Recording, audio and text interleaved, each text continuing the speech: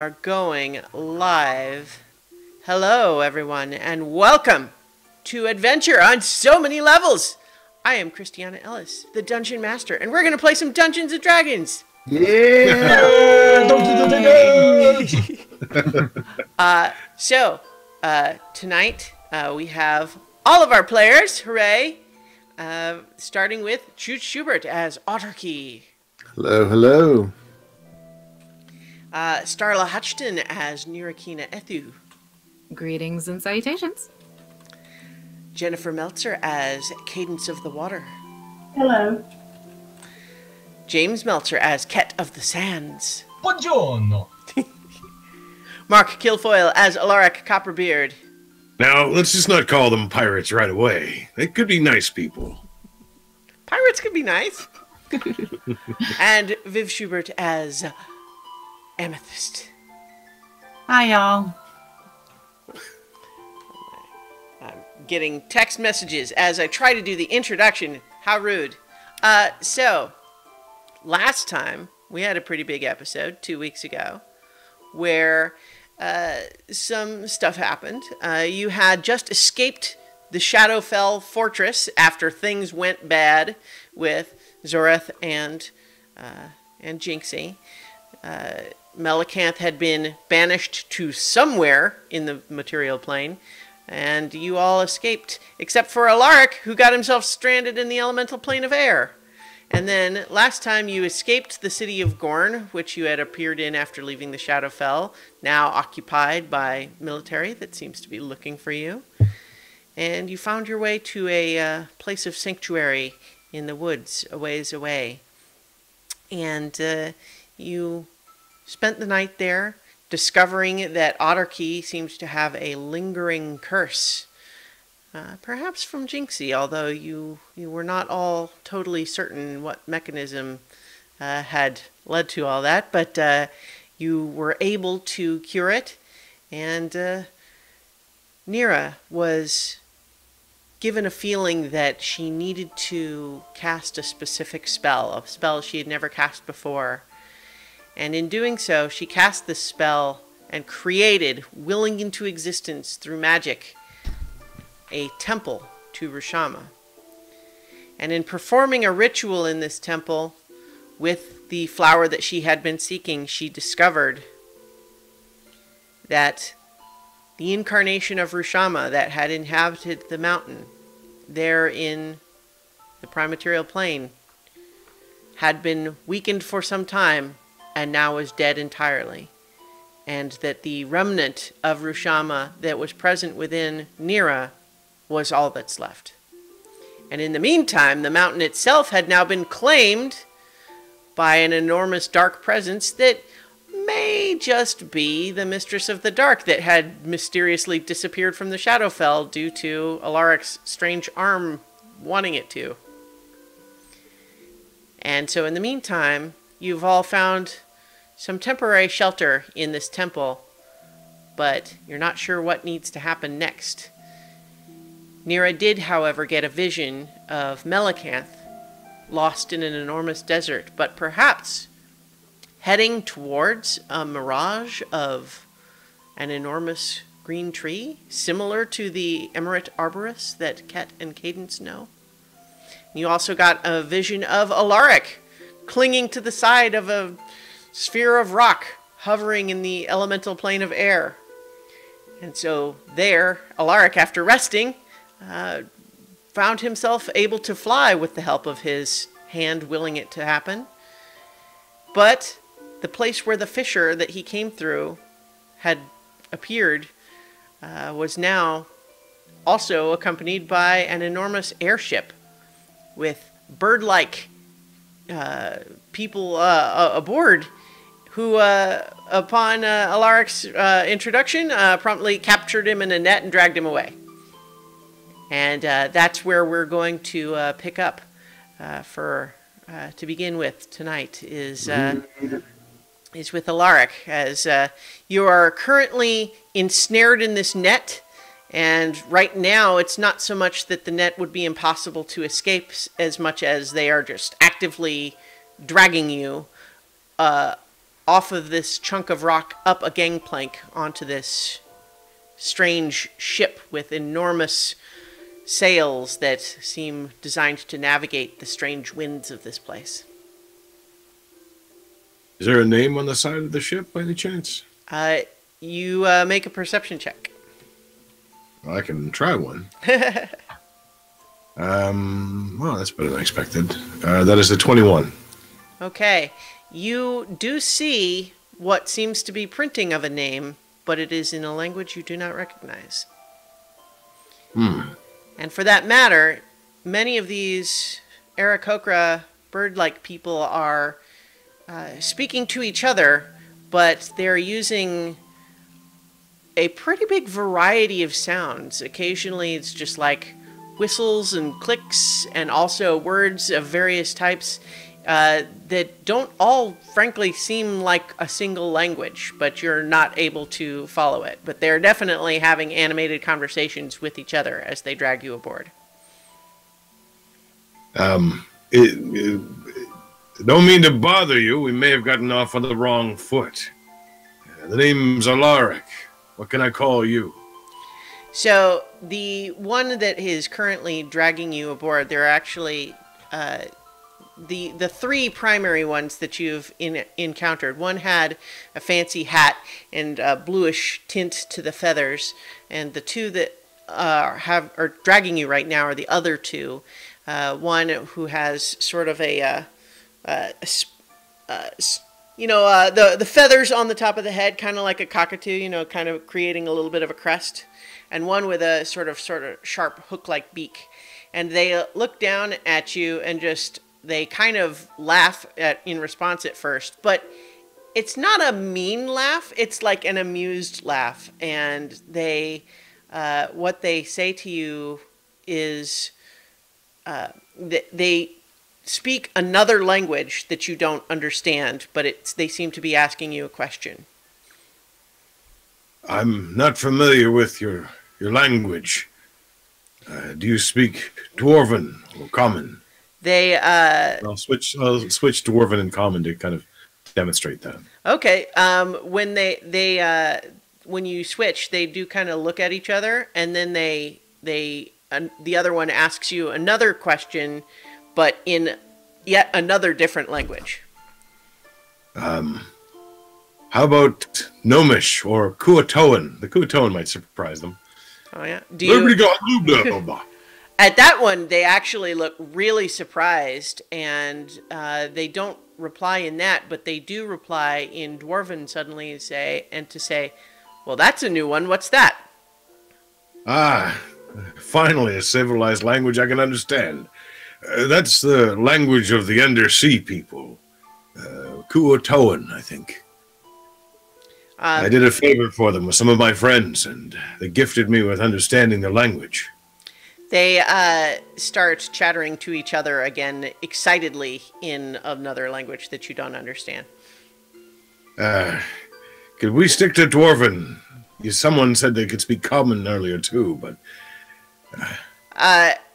They kind of look at each other and then both laugh, and they kind of say, yes, we can speak Common. And then the other one says, in Dwarven, and Dwarven, and then in Gnomish, and Gnomish. It's like they're saying, what other ones do you know? I think we've reached the limit of my language. I've traveled as much as I can, but there's still a few more to learn, obviously. To whom do I owe my rescue? When you say that that's all the languages you know, at that point they're kind of like, oh yeah, okay, that's more like what we thought. But they press again to say this water language. What nature of people? They were undersea. Did they have legs or tails? And they're asking this in like they're blending like all of they're sticking to Common, Dwarven, and Gnomish now, but it's almost like they switch every other word. It's kind of a little hard to follow, even though you know the words. I'll give them a brief description of the typical Kuatoans that I saw. I think they had feet, legs, and arms, and I think they did have tails, actually. Just as a brief meta note, it does sound like you might be having a similar audio issue to Starla in the sense that when you're speaking, the volume suddenly kind of goes up and is it? down a little bit. Yeah. It may be an auto thing. Yeah. See, here. like it just went up really a lot, and then it was kind of quieter. And Well, I'll see if I can do anything, but okay. probably not.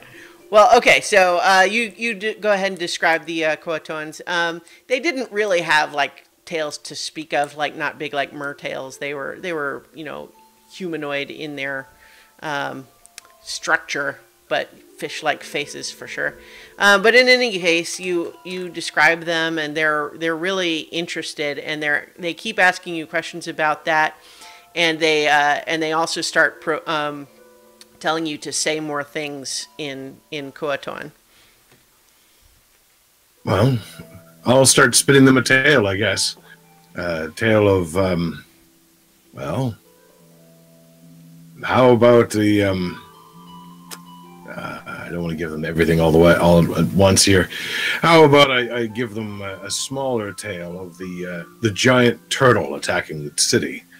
And talk a little bit about that. A little cagey about the actual reason it might be there and how it might be connected, but just see what I can do. Okay. So as you're telling the story, they're listening in just rapt attention, and at a certain point, one of them, after you've been telling this story for a minute or so, one of them stops and asks a very basic question like, "Do they breathe water?" And they ask it in passable Coatoan. Hey, that's not bad. Yes, living underwater, it makes it much more convenient when you can breathe it too. And so this kind of continues for a little bit while they're, you can see they're definitely paying all this attention to you. They have definitely relaxed the net a little bit. Like they're watching you, you're under their supervision, but they're not holding you tight anymore. And you see that what may be the captain, the one with the bluish feathers and the fancy hat, has stopped looking at the fisher and is coming back aboard. Would you be the leader here? I'll say it in Dwarven just because. And he just comes on over and just says, "Close enough. So, you strike me as far from home. What are you doing here?" Well, I'm not quite as far from home as you might think. Although technically, very far from home. You see, I fell through a hole in the world. From another world. Not the one I'm from. That was another hole a long time ago. Well, actually, technically not that long ago, but it's not the point.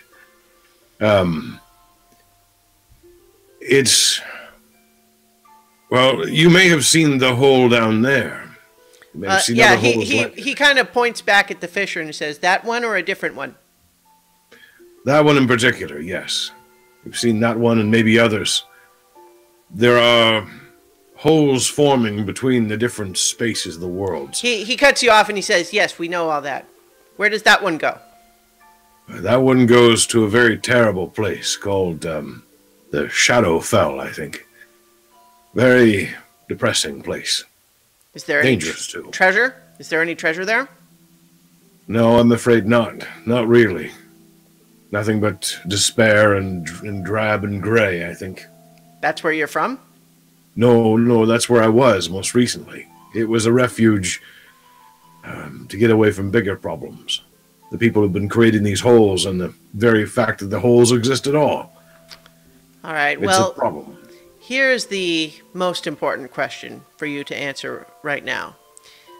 Is there anyone who would be willing to pay for your return? Well, yes and no. I'm more valuable than most people could pay for, but there are people who would be willing to assist my rescue and pay for my rescuer's trouble, perhaps. But I'm more valuable than most money can bring. That much I can tell you. Tell us more about that. Well, I might need a little bit less constriction to allow my story to be told freely. First off, my name, as much as you need to know, is Alaric. What can I call you? And he speaks to the one with the spiky crest, and just kind of they chat for a bit in a language you're not following, and then he kind of just says, we're not sure you could pronounce it properly, so how about you call me Bluefeather? Bluefeather. It's nice to meet you. You're the captain of the ship? Yes, such as we have. None of us are much in the way of formal hierarchies, are we, boys? And he kind of laughs, and they all kind of laugh with each other. Well, I can understand a fair working place. Mostly I'm underground, in mines. Well, I was, anyway. Do you come from this place? Is this your home? Well, more or less, not this part. This is a bit out of the way. But this realm is where you call home. Yes, the plane of air. I guessed at that, being mostly full of air and falling. Speaking of falling, how did you get here? You were certainly not on this chunk when we arrived. No, I've got a few tricks. A few friends in handy places. The one with the sort of hooked beak starts to nudge at your hand and says, "What's up with that?" That's a story I wish I could answer in full. For now, let's just say it was an acquisition. I'm still not sure which of the two of us acquired the other. So Bluefeather says, "I want to know more about why you're valuable. And I want sure you to you tell do. me. And we can let you out of that net. But we can put you back in it again if you should prove that necessary." Oh, I'm a gracious guest, you'll find. He nods to the other two, and they let you out of the net. Thank you. It's not my preferred way to travel. Now, have you noticed more of these holes? He kind of cocks his head like, yes, they're everywhere. We're going to have to check out a few of them to see where they go. With any luck, at least one of them will take us back to where I need to be, and where the people who will find me valuable will also be. They kind of laugh when you say that, just because they're saying, "Well, I suppose you've come to the right place. That is, after all, what we do here. You go to these different places? We find what's valuable from these different places, and we use that to earn a living." And sounds like, and he looks to his friends, like, "We've just hit the mother lode." Well, I'll have to have some modesty and say that I'm not worth all the coins in the world, just enough of them. Tell me, can you take this ship through those holes? He says, "Not the little ones like this one." But there are bigger ones that you can. They kind of nod and say, "There are ones that it would fit through." Good. We'd best set sail. How long will it take to get to them? No, we're not going through those. Why not? You just said you could. And you don't seem like you're not courageous The after ship. all. Courage is not worth much if it just takes you into a war zone with no profit to it. Well, avoid the wars is my general policy anyway. Well, so then let's avoid the war. So if this is not the one that you need to go through, where people will pay for you, where are you trying to go? Yeah, honestly, I've never thought it had a name. It was just the world to me.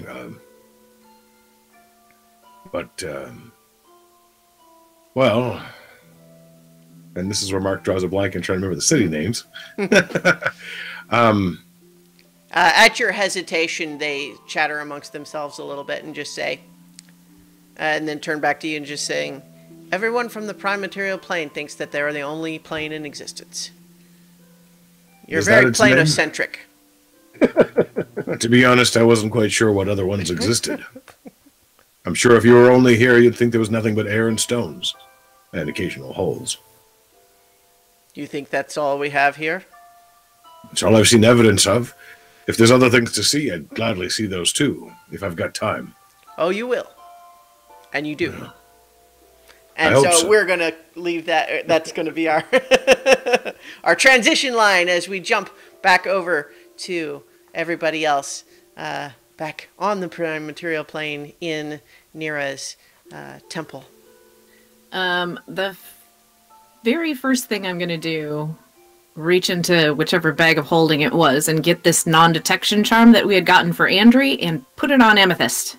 Yes. Many thanks. Yes. Now, do we want to get away quickly? Since I haven't had it on, should we bolt? I can wind walk us somewhere really quickly. Archie, how are you feeling? Do you maybe want to use some hit dice? rather sore. Yeah, I could use a short rest, but I mean, are we in a hurry to go anywhere? Like, do we even know where we're going? if she can be tracked without, I mean, Right. I haven't. the Lord of had the Hunt that. could know exactly where we are. Who knows how long it takes him to get here, but he could know. But aren't we safe in the temple? Yeah, but once we leave, Oh, Can we leave like right from the temple, or do we have to be? How long can we stay here? 24 hours. One full Oh, day. hmm But if we do that, we could open up the door and immediately get an arrow through the head. I don't think anybody wants that. I took an arrow to the knee once. Let me tell you, that was not fun.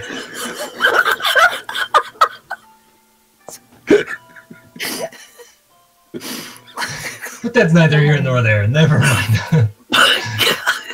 I used to make jokes like you.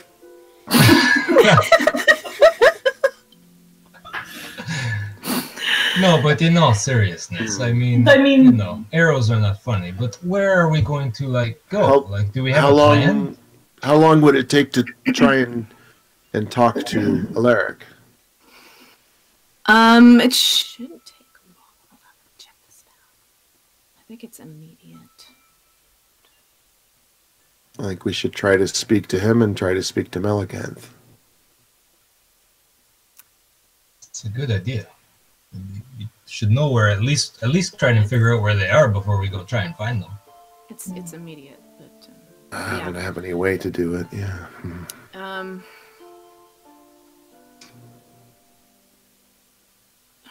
So the thing is, Alaric is probably on a different plane, and we don't have a plan to get there. Does anybody have any ideas? Can't Amethyst do a plane shift? Yes.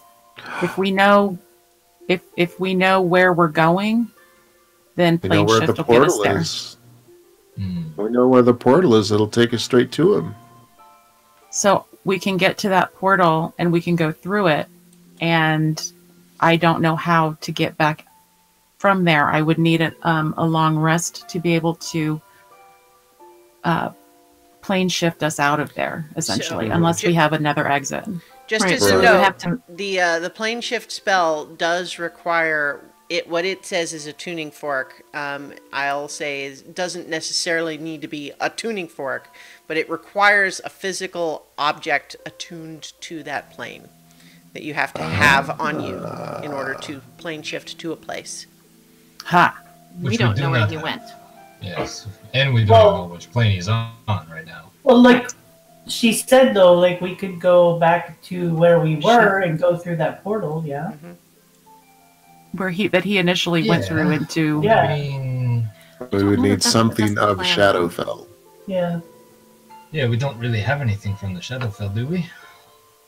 I Did don't think anybody take any food and put it in their pockets? so. No. No. Might have some dirt on my feet or something from that awful place, but that's about it. Yeah. No travel bacon. Oh. Well, I think the first step is figuring out where he went. Yes, let's. Can we contact Alaric? Like, is that a thing we can do? Does anybody have? I've heard of this spell that can be used. Yes. Yes. I don't know about to another plane. Yeah, the that's what vision I'm was wondering. of him that. falling. Yeah. The There's a 5% chance the message won't arrive, though. Well, that's pretty good odds. Duh. How do I determine that, Christian? yeah, Or is that yeah. a thing that you do? Basically, if it when you're casting it, you just roll a d20, and if it's a 1, then it doesn't work. Okay. All right. Roll the one. Short circuit. Did you guys give any thought to the message? Oh, In fact, actually, though, I should roll the d20 because you guys don't know if it connects or not, that's right. if it fails. Okay. So Oh. I did write something down. Well, we want to know where he is and if he is okay. And doesn't Are care you about the safe? pig. Are you Yeah, we safe? don't Where need to are know. you? Yeah. We are safe. How are you? Where are you at? All right. Dog. So, I guess I'm going to go ahead and cast the sending spell then to Alaric. So, hoof sending spell. We're all safe. Where are you? On the Are you material still plane. alive? You can reply to this message. So we're on the material plane. You have 25 words to reply. okay. End message. I don't know. Yes, All right. we're on the material plane. Material plane. Okay. Alaric, you received the message. You are in the middle of this conversation with the Aarakocra when all of a sudden that message just starts playing in your head. It's like a chorus of voices suddenly just exploded in my mind. Message by committee. So strictly speaking, only what Nero was saying was Right. actually transmitted. It's not like a walkie-talkie. Or a speakerphone. Word. Okay.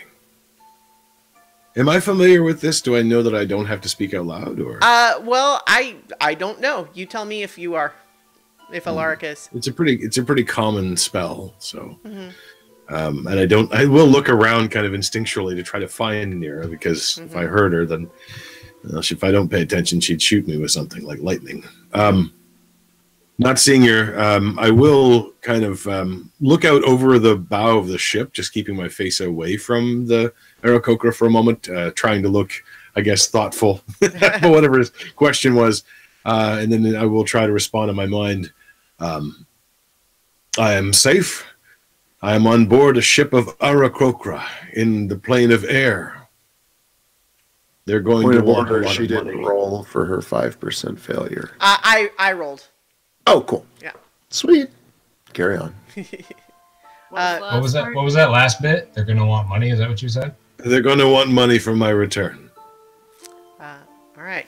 So just as a note, I don't think I've been describing Aarakocra because that helps for like people who know what Aarakocra are. But I would say that like Aarakocra is not a race of humanoid that you guys are familiar with. So I would Alaric, use you- the term bird people then. Yeah, yeah.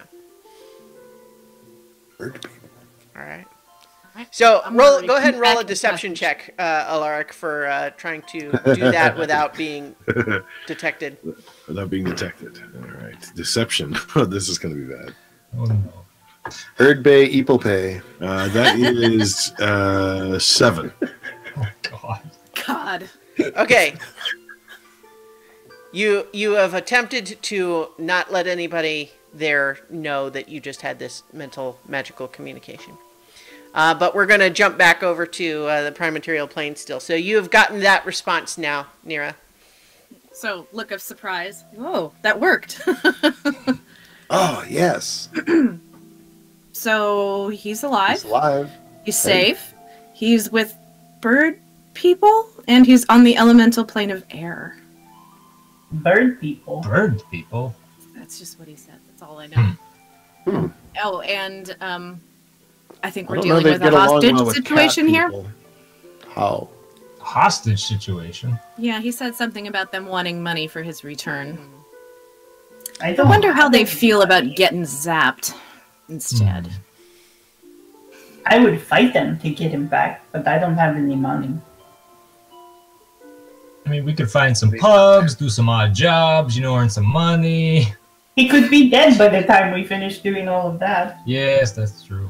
I don't know. His family's pretty well off. Yeah, that's true. I wonder how much they'd want. I wonder if these people know who he is. Do they know how much he's worth? I wonder. Well, I don't Is think he he's worth a told lot? you guys. I don't even What know. would bird people know about dwarves? I don't know. What do bird people know about money? I don't know. Well, before we met you guys, it was like, what would cat people know about money? It'd be like saying the same thing. I'm sure they know just fine. Yeah, True. you're right. You're right. I shouldn't be discriminating against the bird people. One thing I'll also just mention briefly is that you guys probably would be familiar with Kenku as a race, which are, in a D&D standpoint, are distinct from Aarakocra in that they don't have wings. They have arms and hands, no wings, but they're otherwise bird-like. Kenku don't have a language either. Aren't they mimics? Right, yeah. Yeah. The rest of the party met a Kenku a little while back. So, could we find a way to get to the elemental plane of air and sort of head this off at the pass and rescue Alaric? If we have an item from Shadowfell, then No, that's right, yeah. Amethyst could take us there and we could go through the portal. Did you guys ever go to the elemental plane of air? No? No. Never. Hey, your little scar that you guys have, that can close portals. Can that open portals? No, only No? Zorath had that I mean, ability. Zoraths can. But What? he can't close them. There may be a way, but Wait a minute. Have we tried though? I don't think it works like that, because he can't close them, and we can't open them. Amethyst, do you remember how you found the tree? I believe I was walking in a forest and I just saw it and was drawn to it. I didn't seek it out in any particular way. I came across it or it appeared in front of me. I'm not sure which. Do you have any... Oh, I don't even know. I don't know that much about the magic that you know, but is there a way that you could travel between the trees? Yes, I am able to transport via plants to a tree that I've either seen or touched, Do you think or that you a plant. Do you think that you could take us to the tree? Yes, That way? that was one of the options that we have for travel. I do still feel like we should try to get to Alaric first. Do you think that might be a way? Yes. That is how, before we came and got into all of this mess, that is how we used to travel between the planes. Oh, well. How did you find the tree whenever you were looking for it? How did we find the tree whenever we were looking for it? We never Well, talked about so, Cadence, you having trained for this, are able to meditate and sense the presence of portals and where the branches of the tree go out. But the trouble that you and Ket were having, even before you got petrified, is even when you found these branches, they stopped going where they were supposed to go. You would travel through trying to go to one place and end up in another. And so you haven't really looked around for those types of portals that much since you've been back. But you can sense other types of portals through your training as a Horizon Walker. What about an ambush? Mm-hmm. Like, what if we send another message to Alaric and say, hey, tell these guys that we got the money and to be here at such and such a time. And then when they come through with Alaric, we like jump them. Well, I like it. but I mean, how many are we talking? I know there are a lot of us and we're pretty tough, but I mean, what if he comes through with like 40 pirates or something? Well, then I don't know. I'm just spitballing here, man. No, I think that that's an interesting idea. I'm not discounting it. I'm Yeah, no. I get it. Good cop, bad cop. I get it. I like it. It's hard to plan something like that when we don't know what we're up against. Yeah, that is Aside true. from bird people with unknown amounts. What about talking to your? Didn't we have an option of like talking to your goddess or something like that? I think we've got about all that we're gonna get from that. Yeah. Okay. Just making sure. I mean, I don't know. I think What about Melicanth? Can we message? Can we cast sending to Melicanth to find out where they are? What do you want to say? Hey. hey girl, I don't know. Just be like, hey, it's the guy that let you out of those shackles with a really cool spell. Are you okay? I don't know. Like, maybe. are you still? I mean, do we know where she went? Do we have any idea where she went? Headed towards the Mirage City. In the desert. Oh, the place where we are from. That's right. Could be. Maybe we should let her go there. Maybe we should go there. Maybe Yeah. we should. But first, I think we need to find Alaric. I feel sad that he is there with these bird I pirates. really hate to say this, but she might have a better idea of how to get him back.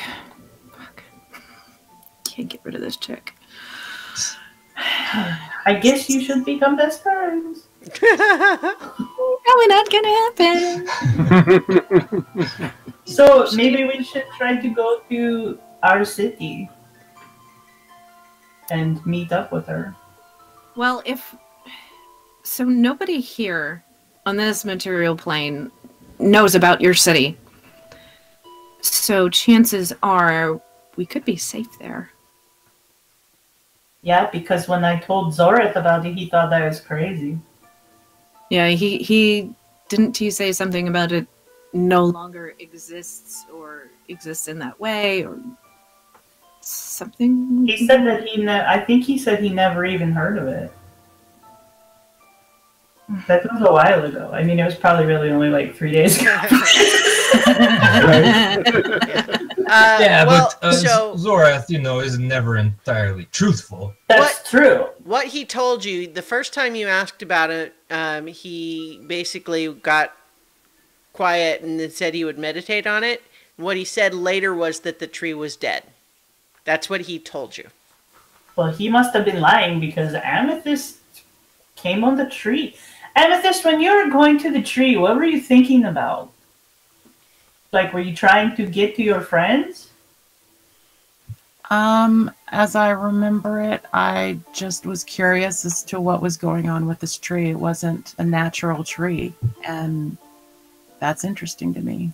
I just felt compelled to keep climbing. Yeah. So as it appeared to you, but it was, you had been spending time in the Beastlands, but feeling frustrated because your elders seemed to want to keep to themselves and not mess with other people's business.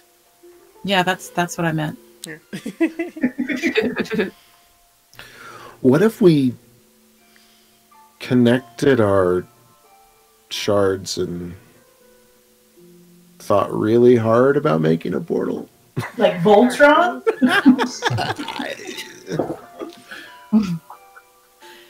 Maybe it could suck enough juice out of the orb to make a portal. Amethyst, where was your shard again? My left thigh. Ooh. It's like Twister. I think I'm not. I don't think that's a good plan. No. Like we're pretty close, but. I wonder if Alaric's tried to use his hand yet. I don't know. Because that thing was giving up favors in the Shadowfell. Yeah. I mean, maybe he could be all like, "Hand, take me to my friends," and then we'll just transport him to where we are. I don't know. So I don't know how that thing works. I have limited uses on this sending spell, so we need to figure out what we want to do. Do we want to go find Melican? Well, I guess we have to know how much they want, first of all. Maybe we can afford it. Maybe we give them a little bit of time. I don't know how long he's been with them. They may have just taken him, for all I know. Mm-hmm.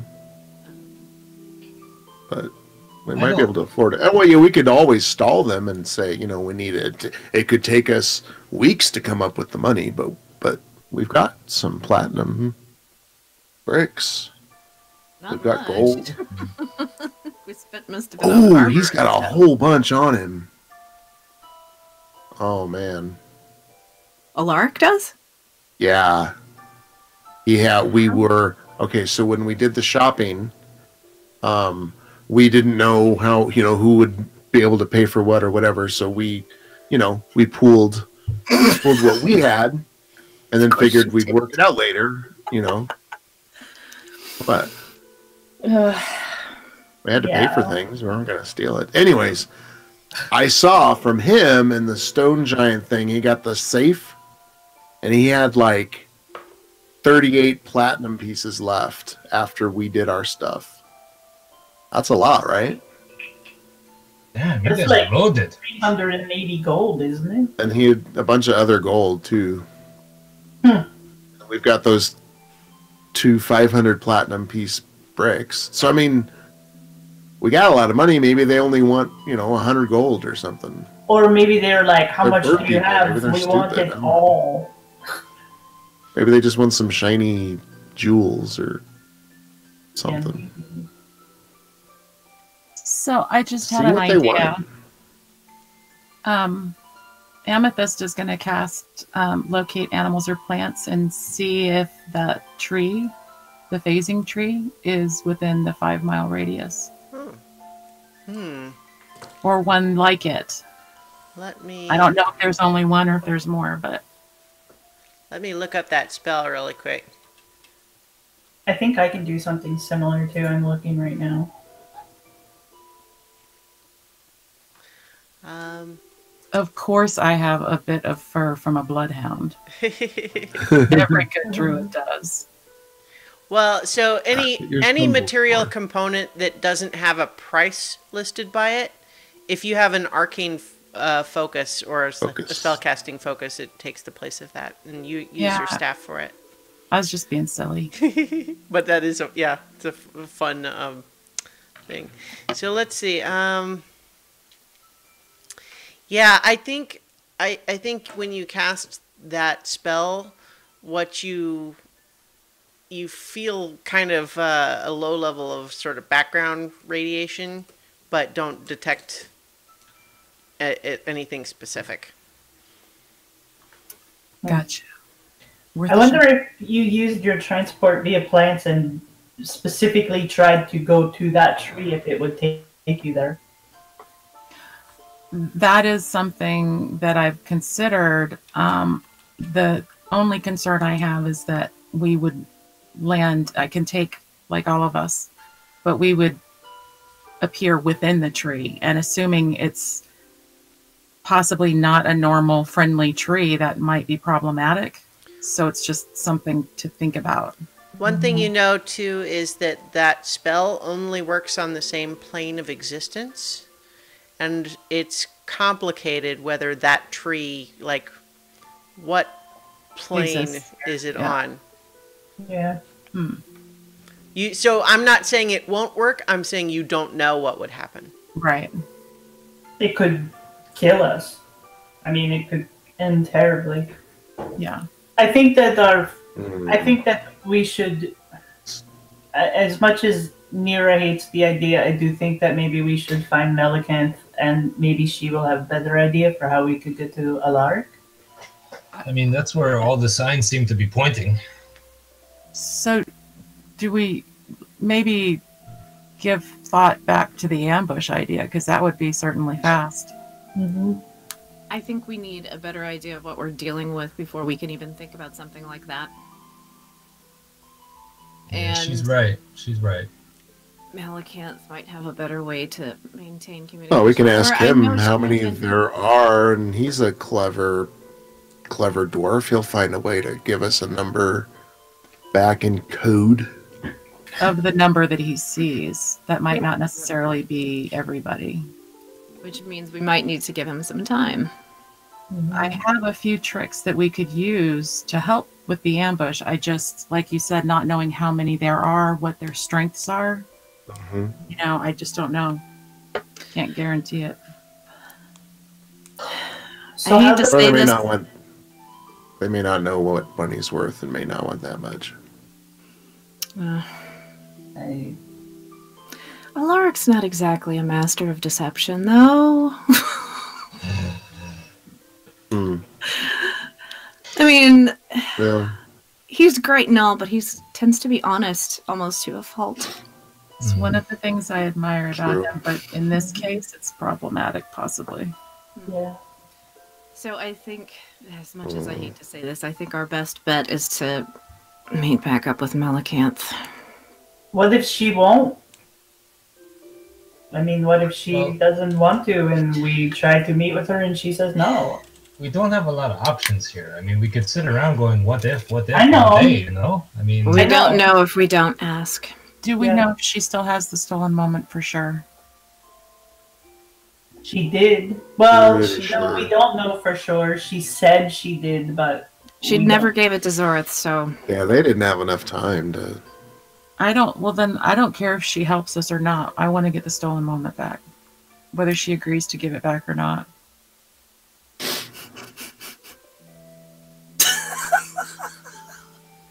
that's That's kind of irony. badass, Amethyst. I never wanted to give it to her. I Yeah. fought every step of it for her having it, and I want it back. I'm pissed. I'm pissed. okay. Well, if so we what is find, our- if what we is our- find, what is our message for Melicanth?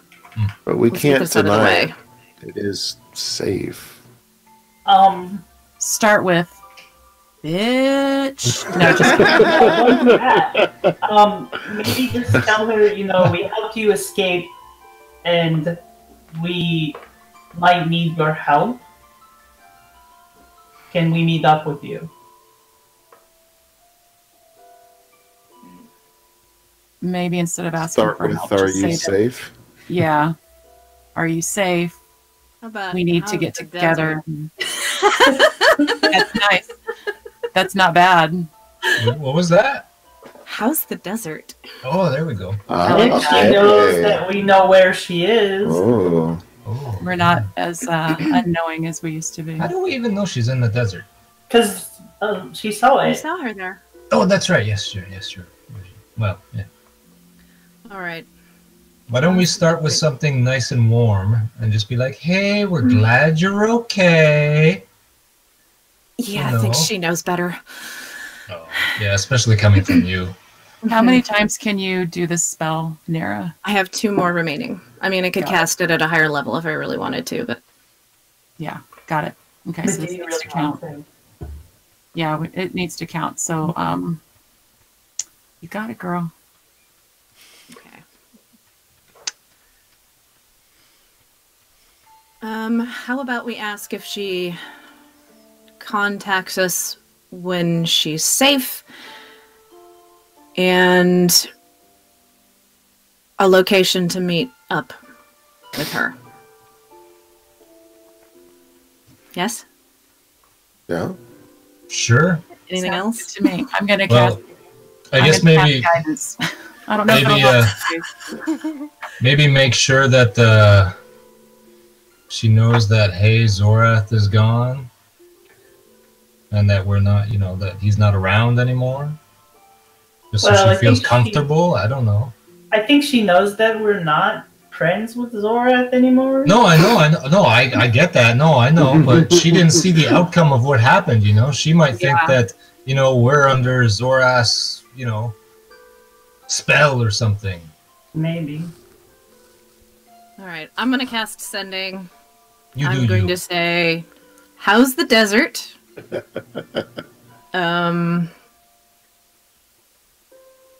What else did we decide? Shit. Glad you're Totally alive. flew out of my head because y'all kept talking. Yeah. We're glad, Glad she's you're alive. alive. I like that the only part you remembered is the attempting to throw shade about how you know where she is. And being all passive aggressive about it. That's the part you remembered. So how's the desert? How's the desert? Are you alive? Are If you- so, then if not, then don't reply. Are you safe? We need to meet. Yeah, we need to meet. And I guess that's it. Okay. So, how's the desert? Are you safe? We need to meet. Yeah. Okay. I have to think about how, because until I knew what you were going to say, I had to, how do I decide what Melicanth is going to reply if I don't know what you say? Okay. So, you get, you feel like there's a long pause, before replying. It's not an immediate reply, but as the spell is kind of hanging open the connection, you eventually hear her say, "The desert is very unpleasant. I am safe for now. I agree we need to meet. It would be best for you to come to me.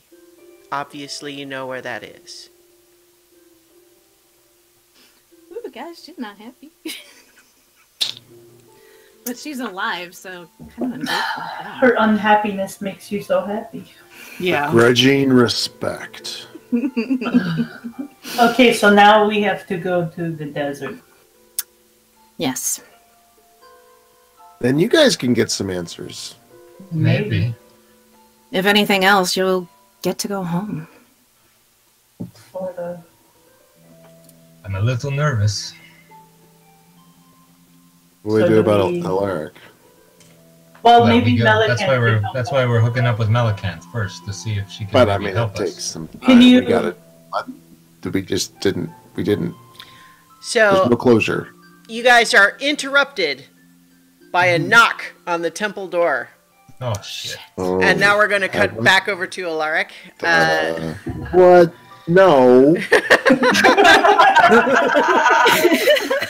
He's so good at that. That's the line of the So, night right there. Alaric, you suspect that you actually pulled off your little deception because they were very distracted discussing this. They enjoy what they're learning of the Coatoan language from your story, and they're kind of talking about that, and that they think it's fun that you who know so few languages knew one that they didn't know. They think that's really interesting. That seems useful. Mm-hmm. What's the size and shape of this ship? You say there are enormous sails overhead, and is it a large Right. ship? So the ship itself, like the body of it, is not terribly large as sailing vessels go. You would guess that it has a crew of maybe 12 total. It's not super large, but the sails that it has that extend both up from a central mast but also down below the ship like fins from a fish are very long, hundreds of feet long, because they're obviously designed to navigate an entirely different medium than a sailing vessel. Okay.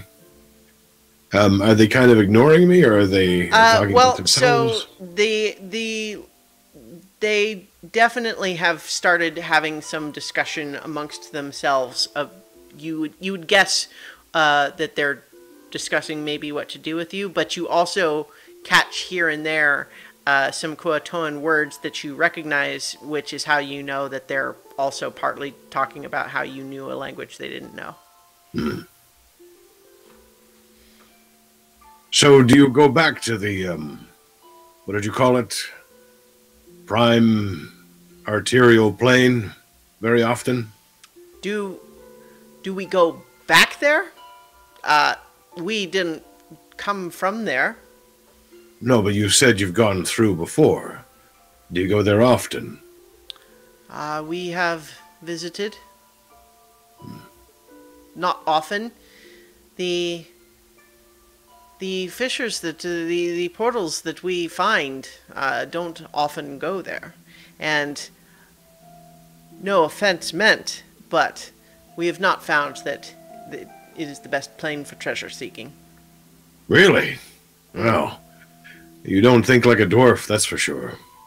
There's more treasure there than any one person could ever amass. They for think their that's lifetime. pretty funny, actually, that you don't think like a dwarf. They like that.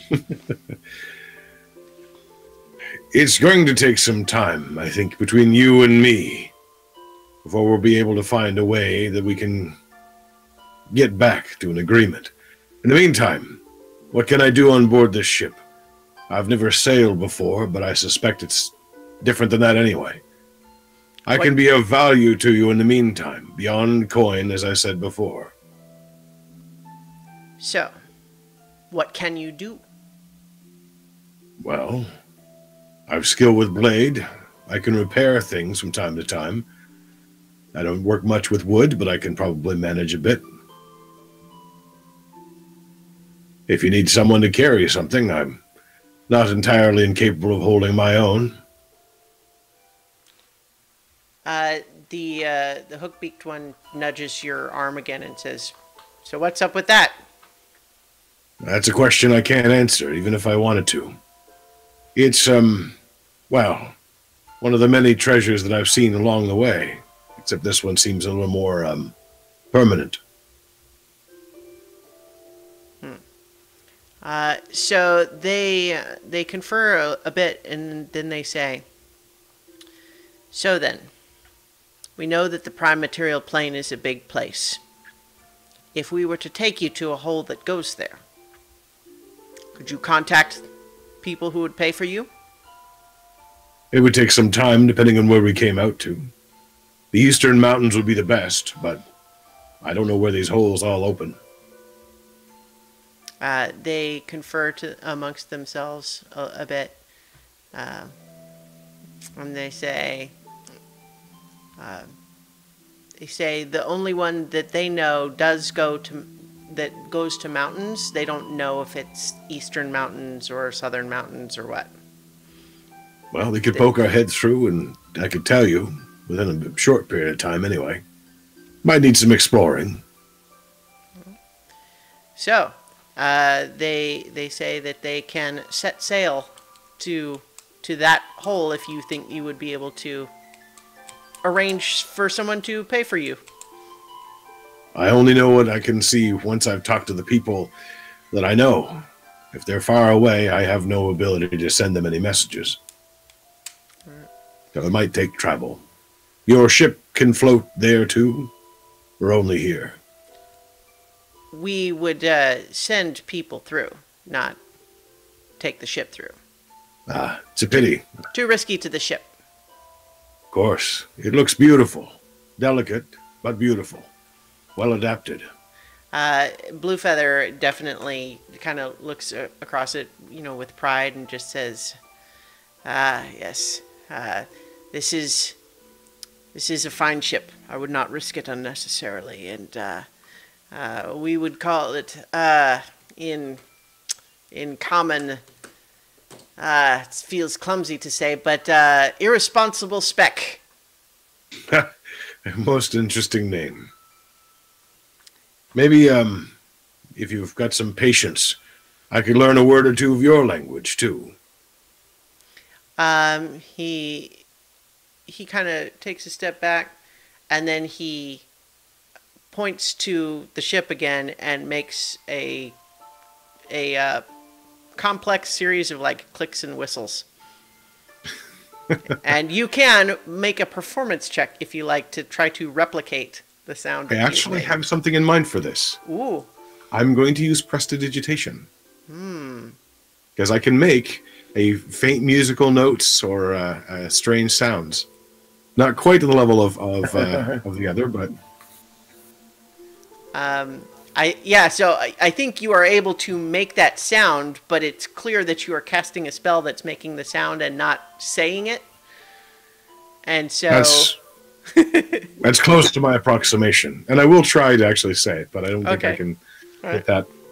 Was this a performance roll? Yeah. Yeah, no, that's a 9. That's a 9. Yeah, I think that they're highly amused by your attempt. The limits of my throat, nonetheless. I can try. Well, we like people who try. In the meantime, how about you assist the deckhand with scrubbing the deck, and we will be underway. We can make it to that hole in, I think in hours, 8 hours. Seems reasonable. Some good, honest, clean work when no one's trying to kill me sounds quite good right now. The one with the spiky crest whispers something that sounds concerned to the Captain Bluefeather, and Bluefeather's kind of just dismisses it. All right then, we will get underway. And I'll set to work. When I do encounter perhaps a stain, which would take quite a considerable amount of time to mop out, that'll be another use of prestidigitation. It's a very handy spell. The deckhand sees you do that and is really impressed, but then like kind of pulls you to the side, just tries to get you somewhere where they can speak with you without a lot of people overhearing, and just says, "That's a great trick, but if you make the work go too fast, they'll just give us something else to do." And with another use of the spell, I actually make one of the parts of the floor look dirty again. I understand. He nods. I think you've made a friend there. He likes that. And that was the crested cockatoo crest feather head? So this was the one that you've is not one of the 3 that was initially talking to you. This is the deckhand, a little scraggly. This one, some patchy places around the neck where there's like a scar. Okay. All right. So back at the temple.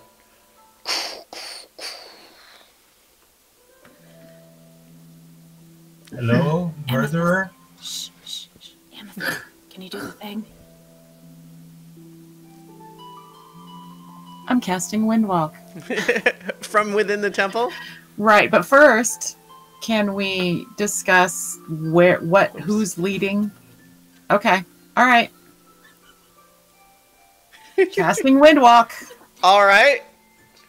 So, you are taking a full minute to do that. So as she's casting it, is there any way I can go to one of the stained glass windows and just sneakily try to peek out? I don't know that any of them are going to look right at where the front door is, but make a perception check to see if... so I'm envisioning, it's got a big... the layout is however you want it to be, but it's not, like... Right. You can't reconfigure it on the fly. So I think that looking out one of the windows, you could get kind of an angle on... If something was maybe 5 or 10 feet back from the door, you might be able to see. But you'd also be peering through the stained glass, so make a perception check. How does a 19 sound? Ah, well, it sounds pretty good. You see... it's something that takes a moment to process, because you see two creatures. One that is actually somewhat familiar because you fought it in the Golden Plains when it attacked you from hiding. This large, 10-foot tall, tusked bounty hunter creature with the crossbow. But it is standing there with its arms folded, just like looking impatient. And next to it, in a very similar posture, is a unearthly, handsome human woman, except that her eyes are glowing white, and she's got enormous white feathered angel wings on her back, and she's wearing like a flowing, like, white gown, and she is standing in a similar position next to this thing. And they're a little ways back from the door. And it's clear neither of them are the ones who knocked, because they're standing a ways back from the door. So that's your door number 3. Yeah, Right. I think so. Could I make a good guess to say this might be a fae? Well, or would a celestial be more correct? So With all of our in terms of talking and appearance, stuff? you would guess more. It would appear more celestial in terms of how it looks. With all of our talking and stuff, did I accomplish a short rest? Oh, yeah, I think so. Yeah. Cool. I will roll hit dice. All right. And let me know I your would HP. try to walk over and look and use my divine sense to see if I can Okay. sense divineness. So there's another knock at the door. And remind me the wording of your divine sense. It is. How, like, does it work through So material, or good you have to and have evil. line of sight? Until your next turn, anything you sense affected. Celestial fiend undead within 60 feet, not behind total cover. So if I could make it through the stained glass for perception or something. No, I think I don't. Yeah, I don't think you're in a highly sort of holy area right here, a sort of sanctified place. Oh yeah. And trying to do it from inside through the. No, I think they have total cover, even if you can Right on. kind of get an angle on them through a window. I can't get a read. Right. How I much time can is left? do primeval awareness, Okay. which would allow me to sense whether there are any aberrations, celestials, dragons, elementals, fae, fiends, or undead within a mile. How long does it take to do that? It's just one action. Really? Yeah. Okay. So are you doing that? Yeah. All right. There is a fiend and a celestial standing outside the front door. No fae, though? No. Alright, I will whisper that to everybody. Like, there's a fiend and a celestial. I could see that. But that's it. I don't know, like, what There's else. another knock at the door, and again, you can see that it's whoever's knocking it is not one of these two, because they're standing back, a good 10, 15 feet from the door. But the knock again is followed by, "Hello? We know you're in there. The temple would disappear if you left." Dope. How much time has passed? How's that spell coming? Girl, I'm still casting. All right. It's 1 minute. It's 1 minute. All right, so you hear them whispering outside. They're having a conversation, and then poof, you guys are clouds. No. Okay. Right. Where are we going? Oh. Can we float right through the ceiling? I don't. You're not. You're not ethereal. You still have to have an opening. Yeah, Yeah. for gas. Nira's in charge, man. I'm hovering behind her. I'm Okay, gasping so behind her. You called the how plane big of of an action. opening do we need? Like, can we go through, like, underneath the door? Like, I think you could probably go underneath Chimney. the door, or if there's I don't know. Okay. This is your temple. Does it sound like it? Is there a window? Yeah. Did you give us a hole? Should have smashed the window before we left. I say we just slip through under the door and just blast off. Yeah, let's go right in front of them. I'm so Yeah. glad we're having this conversation. We can't have his gas. Isn't there a chimney though? So Amethyst is going to zip off and try to find a hole, a chimney or something like that. I not try. Okay, because it's my temple and I built it, I'm saying that there's a small gap under the door, and I'm gonna like motion to everybody and say, "Eyes on me." All right. Go, and then I'm gonna go out under the door and like head up and out. All right. How fast do you guys move in your cloud form? 300 300 speed per for 8 round, hours. and we can dash. All right.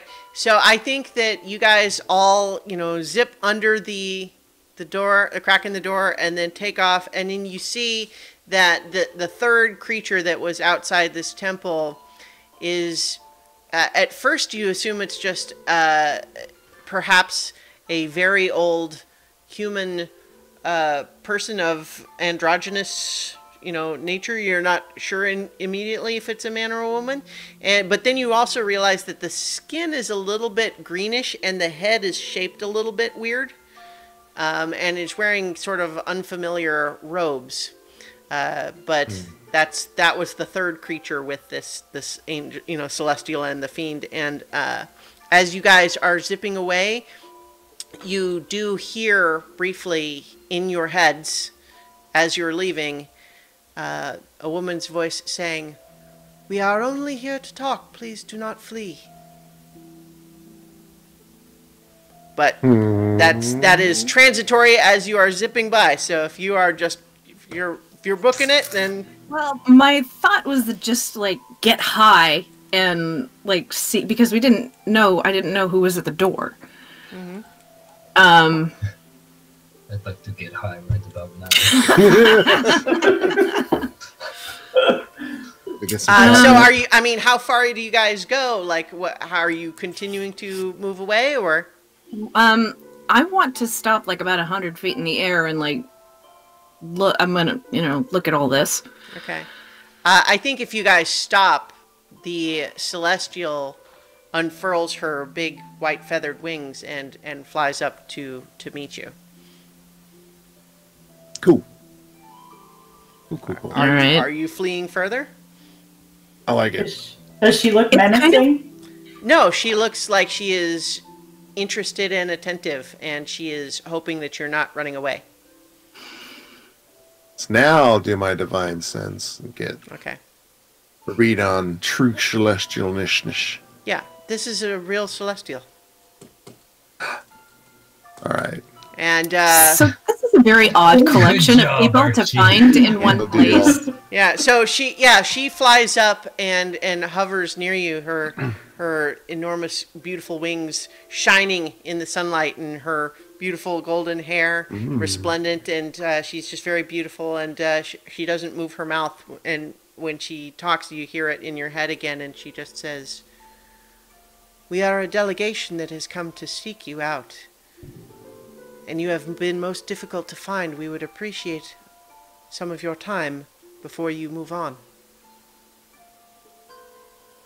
They can't tell who's who, like when we're in our gaseous form, can they? Well, I mean, you guys look like cloud cartoon versions of Okay. yourselves. So, All right, I'm gonna fly down. I'm Okay. gonna gas down to the ground. Yeah, I'm gonna go too.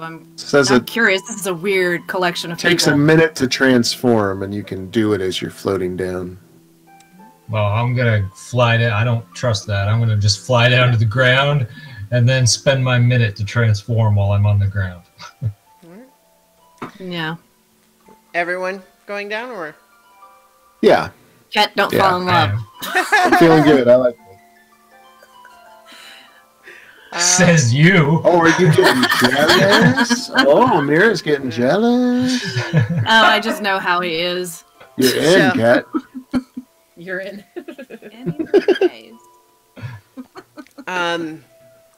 So as you guys land and transform, this green-skinned person nods and says, Thank you for returning. We understand you might have reason to be skittish, given the events of late.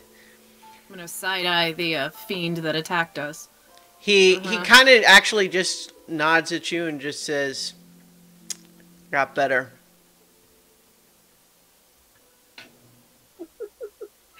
Good. So what can we do for you? Good. So this green-skinned person says, "Would it be acceptable to you to meet inside, or do you have an alternate place rather than speaking in the open?" I think inside. I can assure you that we are all here on our best behavior. And in fact, it is the presence of all three of us here that ensures that. Yeah, that's what gives me that impression.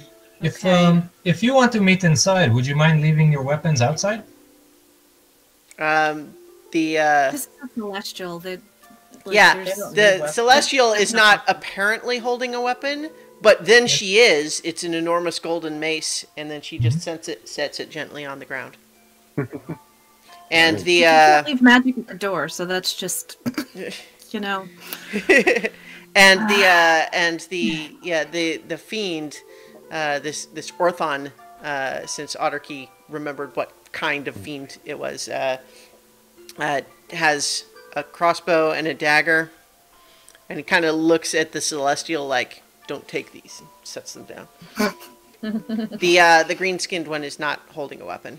Does not appear to have one. So can I just allow them in, or? So essentially, Okay. you would be rescinding the effect. Okay. All right, because since you can choose. Yeah. So Yeah. I'm saying you can sort of change it on the fly. But Okay. once they're in, they're in. So it's not like they would have to, you can't force them out afterwards.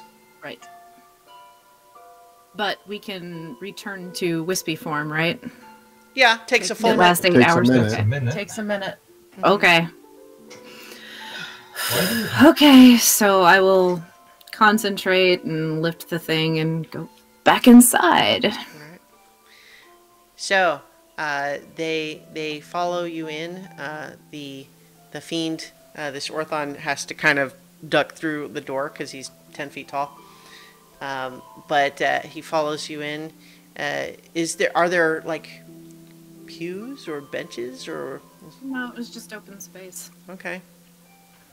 So how do you guys all receive your new guests here then? Where are you all standing? What's your body language? What are you doing? Can I loudly pull a pew, slide it across opposite of No another pews. one? No pews. Oh, that's right. it's No pews. No kids. I heard pew and I latched onto it. No, there was just the one big altar. Yep. Right. I will just So- stand next to Cadence and just kind of put my arm protectively around her. Stand around the altar, lean on it. Yeah, I'll stand in front of the altar and please don't lean on that, Archie. Sorry. Amethyst is just sitting and watching this and playing with Arwen. Right, so I'm just gonna stand there and look expectant. All right. Give me just a second here. Right. Okay. So as they come in, the Celestial, as she comes in, she nods very graciously to all of you and says, "Thank you for welcoming me into your temple." The Orthon just basically comes in and just sort of leans against the wall. And the green-skinned one comes in and says, just stands there in a very sort of, like, very good posture, but it looks like a relaxed position. Like, it's just very graceful, this one. Comes in and they begin speaking. They say, "My name is Greth. I am a representative of the Githzerai, and I am here to represent the entities of the multiverse that would be on the side of order, but somewhat balanced between the classic definition of good and evil, as you might define it. My colleagues in this are," and he gestures to the Celestial, and she nods and says, "I am Jonte." He said, and he gestures to to the other to the fiend, and he just says, "Tuck." He says, "The three of us, aligned for the moment, represent a remarkable diplomatic breakthrough. We have agreed amongst our representative parties to set aside our conflicts for now, because we share our feeling that the universe is currently on an unacceptable slide toward chaos." You are not wrong. Absolutely. Absolutely. Needs balance. "We have come here because your actions have so far represented a dramatic increase in the amount of chaos. However, we understand that some of these may be in the service of restoring order ultimately. And so we have come because you have made it very difficult otherwise to communicate with you. And we needed a group arrangement in order to make this visit happen. But what we would like from you is an accounting of your intentions and your plan, that we might determine if we find it acceptable." Oh, well, that's going to be difficult. What if you don't find it acceptable?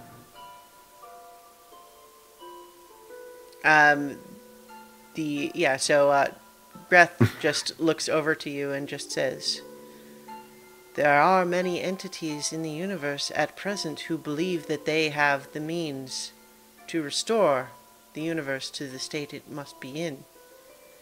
And we are attempting to judge for ourselves which we deem to be the most likely to produce a desirable outcome."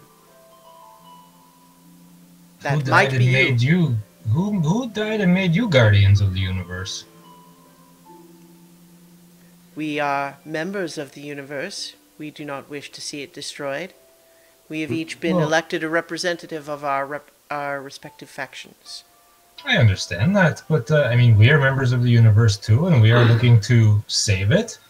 And, the ends might justify the means no matter how you go about it. But despite your intentions, it may be that you are not the individuals most or best equipped to do what you intend to do, and some resources may be better applied elsewhere, pursuing other means in order to achieve the same result. Well, with all due respect, I don't think anybody else can do what we can do. What is that exactly? Tell us. So up until now, most of what we've done has been reactionary. This is a much larger problem than any of us have ever even considered in our lifetimes, let alone been at the heart of. It's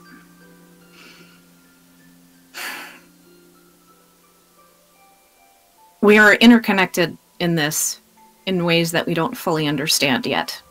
Jonte, the Celestial, nods in sort of a and a compassionate way, and just says, "Truly, more has been asked of you than is generally asked of mortal creatures of this plane, and I am sure it has been a trying experience for you." And Tuck just spits on the floor.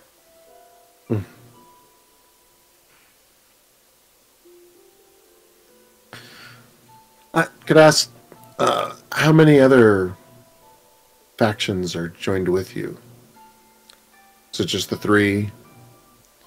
Well, there are three in a way. We represent our own factions. I myself come from a community of like-minded individuals, the other Githzerai, that have created a place of order within the chaos of Limbo. But we are interested in helping to preserve the universe as a lawful place.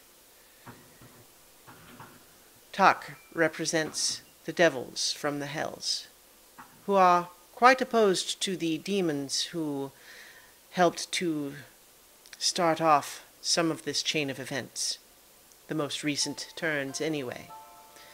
And Jonte comes from Mount Celestia and represents the Celestials there, forces of lawful good. We speak for ourselves and our respective parties, but there are many others that we do not speak for. Basically, what we're trying to do is take a situation that someone else broke and find a way to put it back together.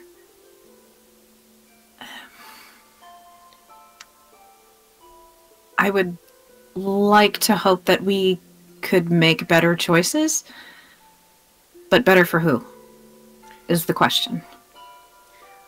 Tuck is kind of speaks up there and just says, "Look, everybody wants to stop the universe from imploding. What we're trying to figure out is if you guys can." Well, I think that the fact that we are actually doing something says a lot. I mean, you're just here trying to figure out what we can do while we're actually doing something. What are you doing besides trying to figure it out? We are doing this.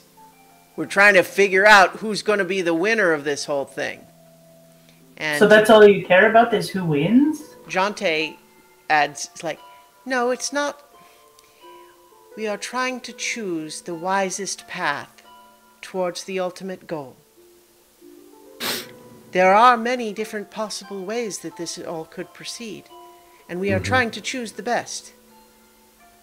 We have considerable resources at our disposal, but we do not wish to apply them to an end that may not lead to an outcome that is acceptable." So you're trying to decide if it's beneficial for you to align with us as we go about doing all the work. Is that correct? Indeed, and we could provide assistance if it seems that that is the best outcome. However, it may also be that if we find you to be a disruptive influence, then we will need to apply our resources elsewhere, and in a way to minimize your disruptive influence, we would find the best way to do that. So basically, this isn't getting fixed without us. It's just not. It's not possible. Greth says, "Again, please, tell us why."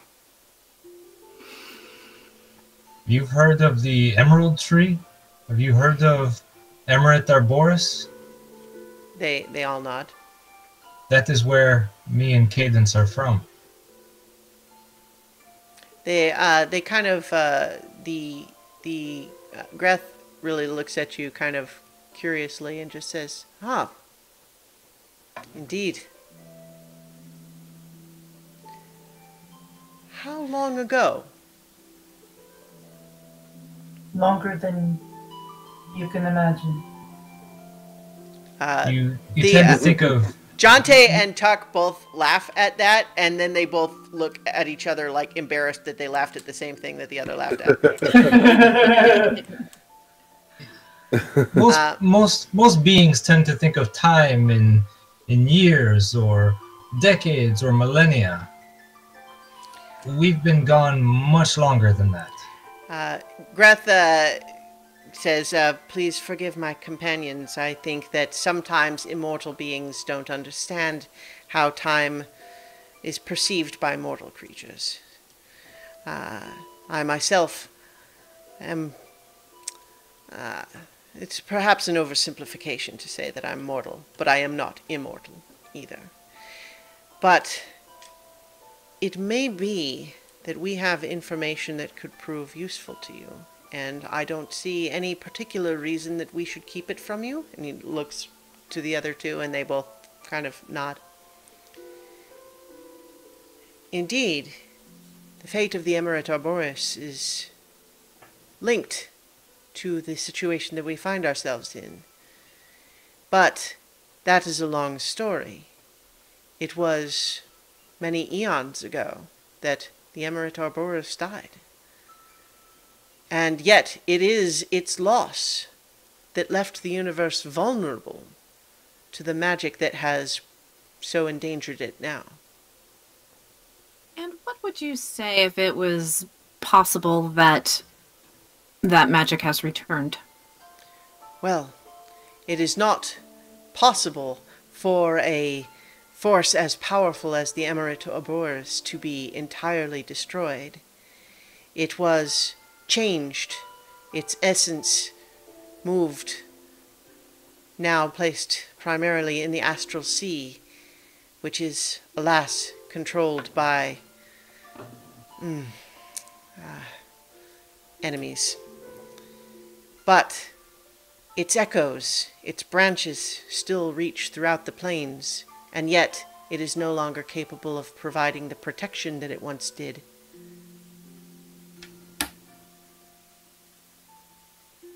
It is no coincidence that we have joined these people on the journey they now find themselves on.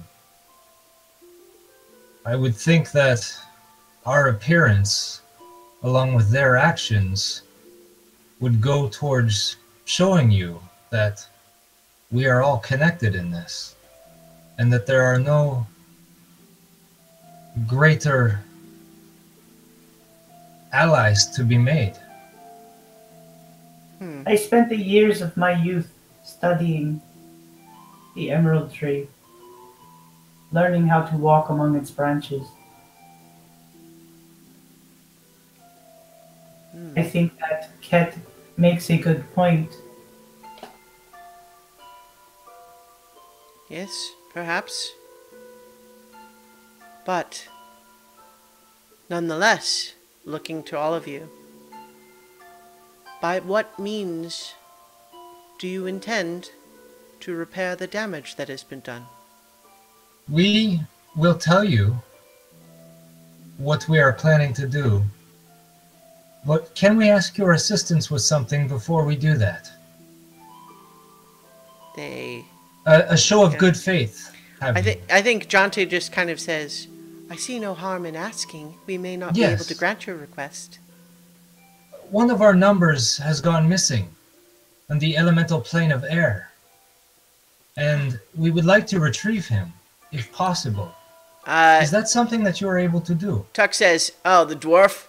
Yeah, I didn't like him.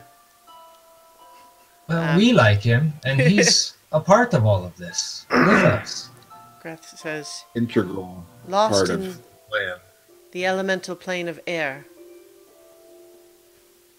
How do you... You do all get up to chaotic business, don't you? Well, you can't change your nature, you know. Unfortunately. It's I been just leaning met that way. So I think they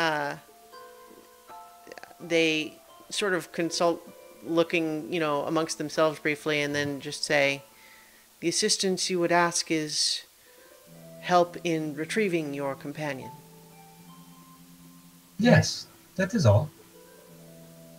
That is something perhaps that could be arranged, but not in an instant. So I see no reason to postpone further discussion. In the meantime, if we determine that we will ally with you, then certainly that is something we could assist with. The That's plan for the fair. moment is to close as many of these portals as we can come across. And eventually find a way to restore what was taken. And I think Tuck interrupts and says, yeah, that's the part we want to know about.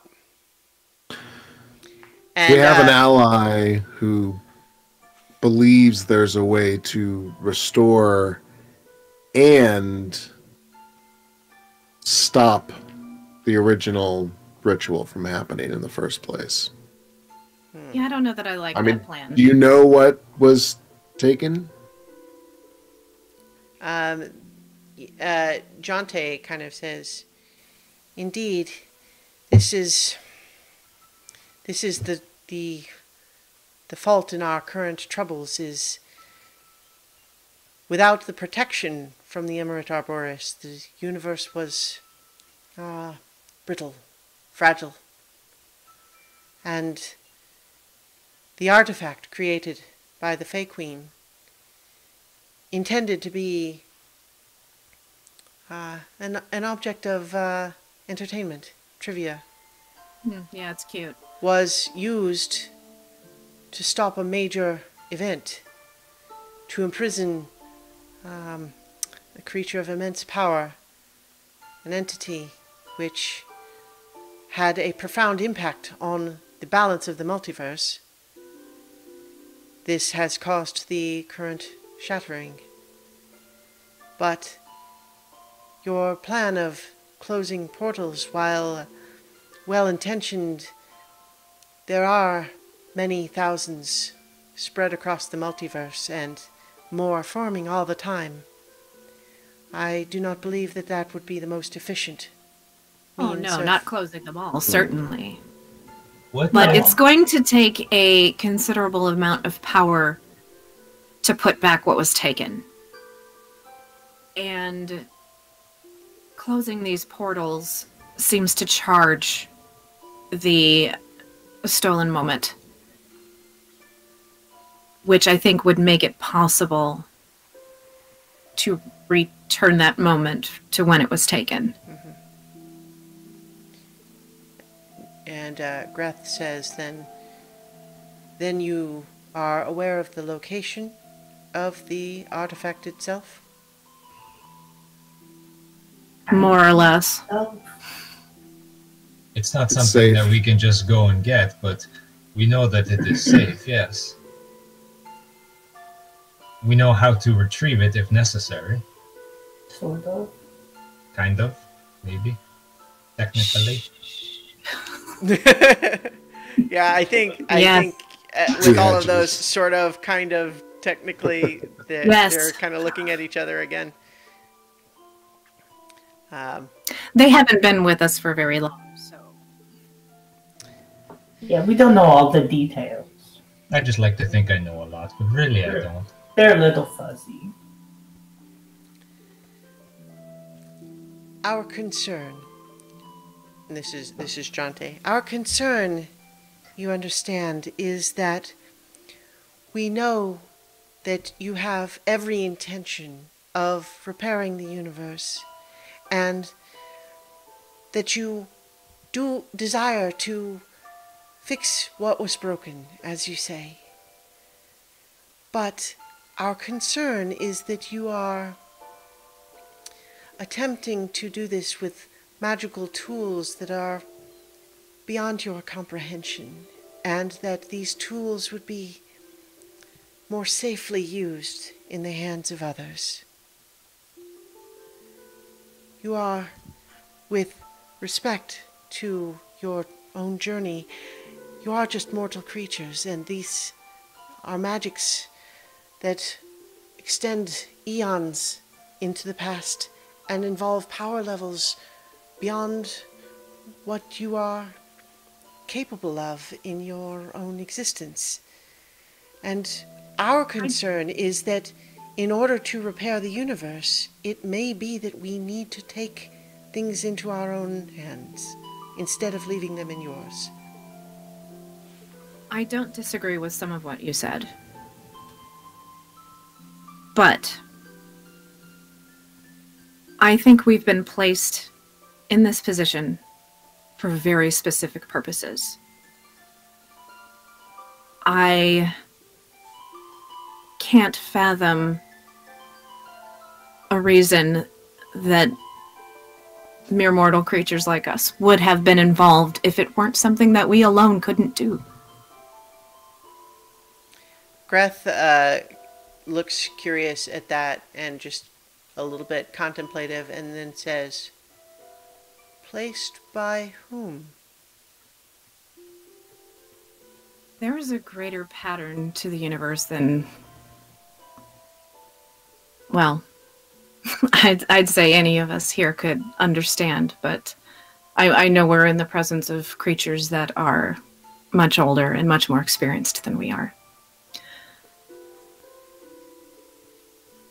They nod at that, basically just like, yes. Like, they're not rubbing it in, but they're acknowledging that what you just said is true. And I feel like there are powers even beyond the comprehension of even the Fae Queen herself. Patterns and things maybe she can't even see. And that we're all existing in this tapestry on these different threads. And if you remove one thread, it all falls apart. We are here for a reason. We are here for a purpose. Make a persuasion check.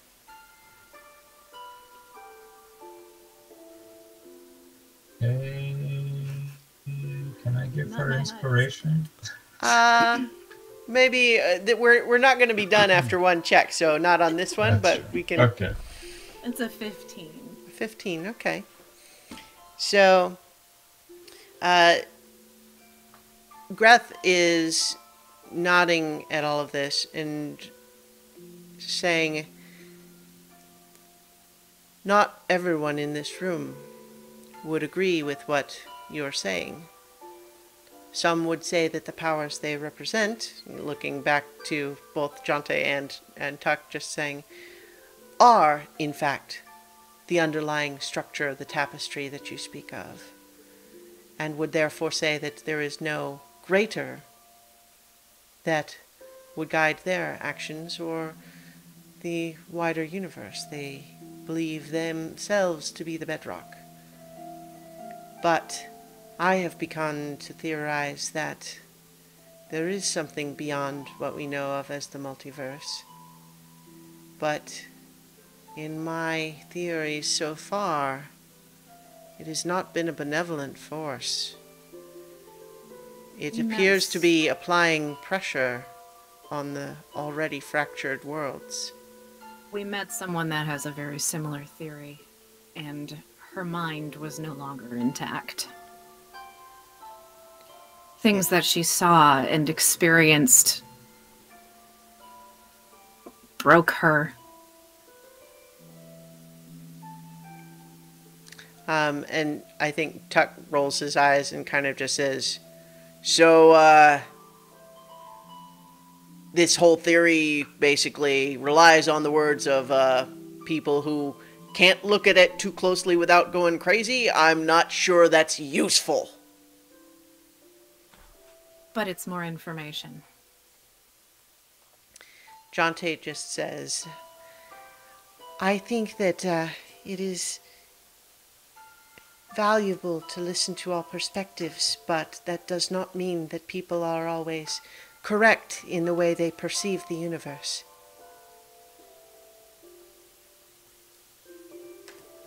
But go ahead, Cadence.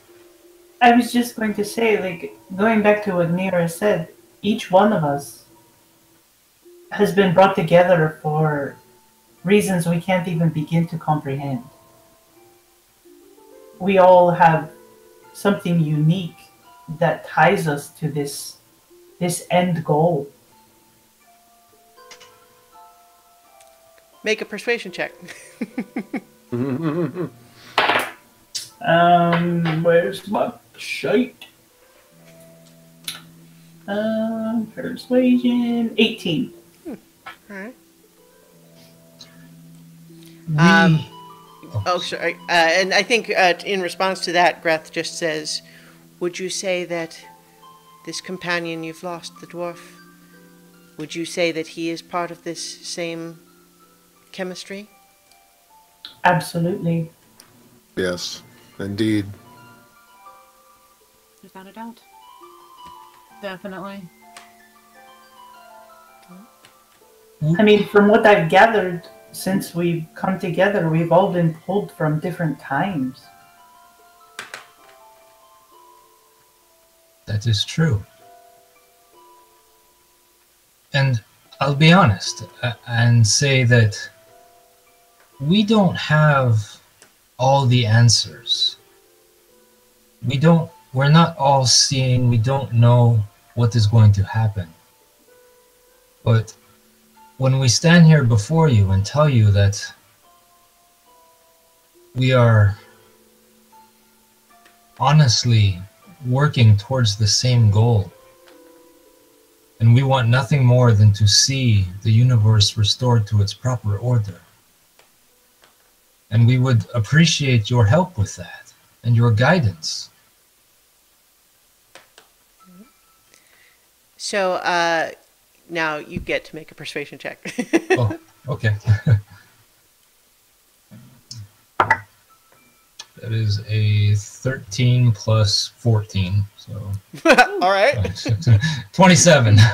Ooh. Well, it turns out that hearing a specific request for their support and guidance is their jam. So, so they kind of nod and kind of confer amongst themselves and say,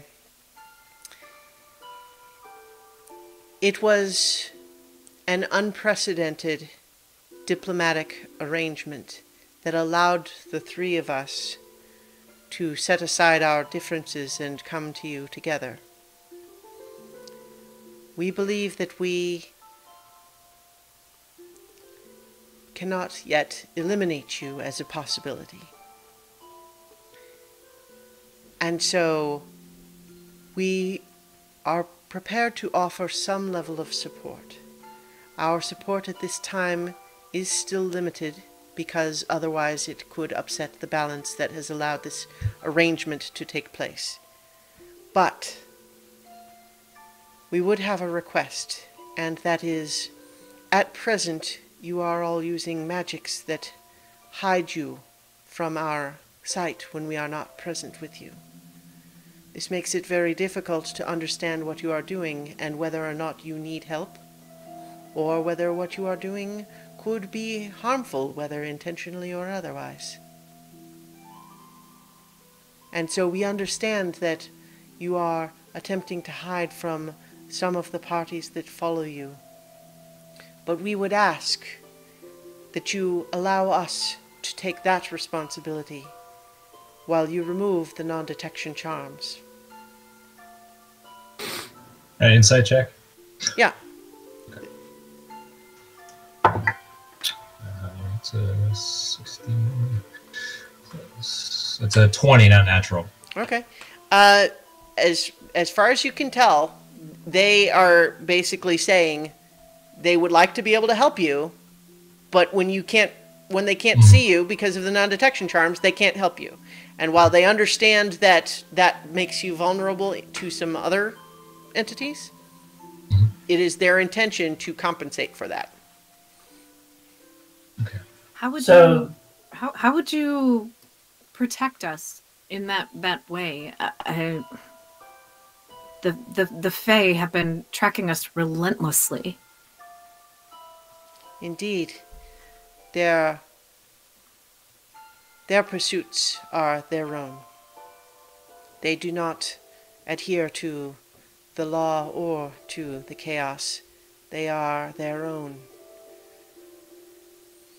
And by and large, their goals do not align with ours. We can protect you.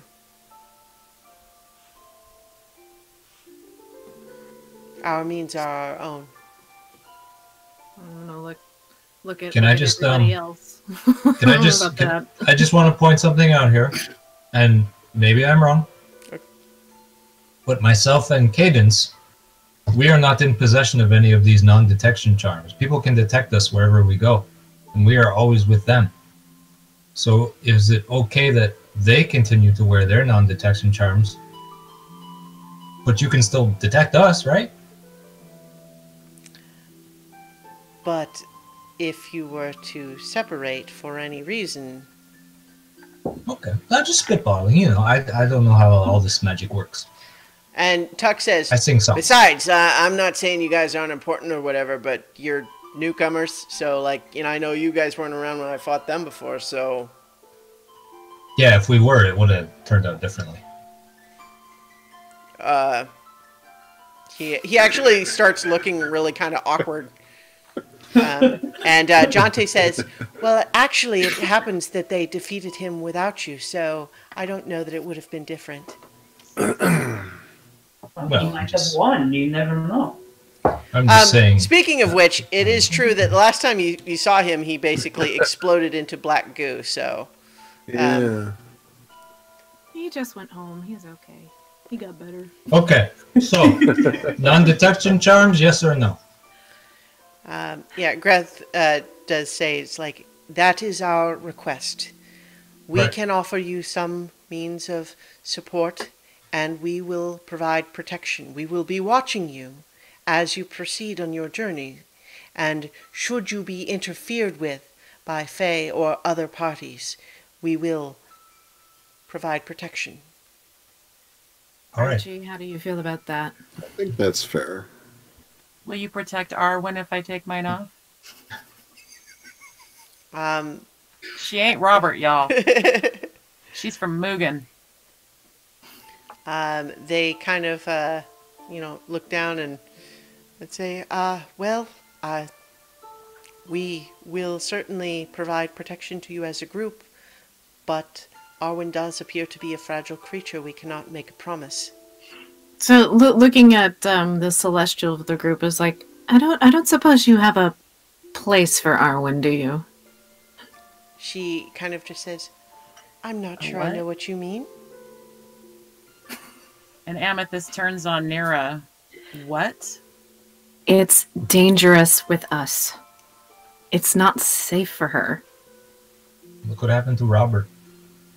Hey, Robert is doing good. Robert's got a good life. He's I'm just living a saying. good life. No, it was that close. With Arwen, I'm just saying, Arwen could do worse than with a celestial. yeah, that's a pretty good life. I'm gonna ask Arwen what she thinks. Okay. Speak with animals. All right. How much does she understand? I can't remember what her... She will understand what you say to her. She does not understand what has been said previously. Okay. So then I'm going to explain to her what they're talking about. And I'm going to ask her how she feels about leaving us to go somewhere where she would, we think that she would be safer. She doesn't want to leave you guys. Sorry, guys. Aww. I will help you protect her. I Amethyst. hope so. Thank you. Thank you, Cadence. Hey, I made her a backpack You did. place. Maybe we could make her some armor too. I understand your point, Nira, but I can't leave her behind. Okay, so, you know what? I'm going to take off my non-detection charm and I'm going to put it in the bag of holding. Yeah, I'll do the same. I'll take mine off and put it in the bag. Or Amethyst, she just got it back. She just put it I'm on. not attached at all. I'm over it. I've already got it in my pocket. Doesn't Alaric have one on though? We'll have to tell him to take it off. Lord of the Hunt seems quite tenacious. Yeah, let's tell. If we tell Alaric to take it off, I think when you say Lord of the Hunt, Tuck just kind of like, sort of sucks his teeth. Is like, yeah, I know him. tell him to stay away Kind from of a us. jerk. Well, man. he's killed me once, so let's not be blasé. No, that was about it. Zoreth. Oh shit! That was. Oh, that's right. See, we don't even know who's killing us. Yeah, I forgot that it's Nira's boyfriend track. that killed him. Yeah, Lord of the I Hunt know was how the she one that really was like feels. super polite to you and Oh, that's basically right. said, "I'm letting you know that I'm Tell me hunting not you guys." to fall in love. coming You're for falling ya. in love with people that's killing Yeah. your friends. Rebellious teenager since John. All right, Hey, so I make choices. I didn't say they were good and ones. they say, "We are not currently able to see your dwarven companion as he still has his own means of hiding himself from us. I should add, we found you here because the temple is not subtle." Right. No, but it was necessary. And at that point, Greth just says, "It is a hard thing to have a profound change to your spiritual patron. I hope that the end result of these adventures leaves you feeling better about how that turns out. In the meantime, though," he kind of points in the direction to be towards the mountain, saying,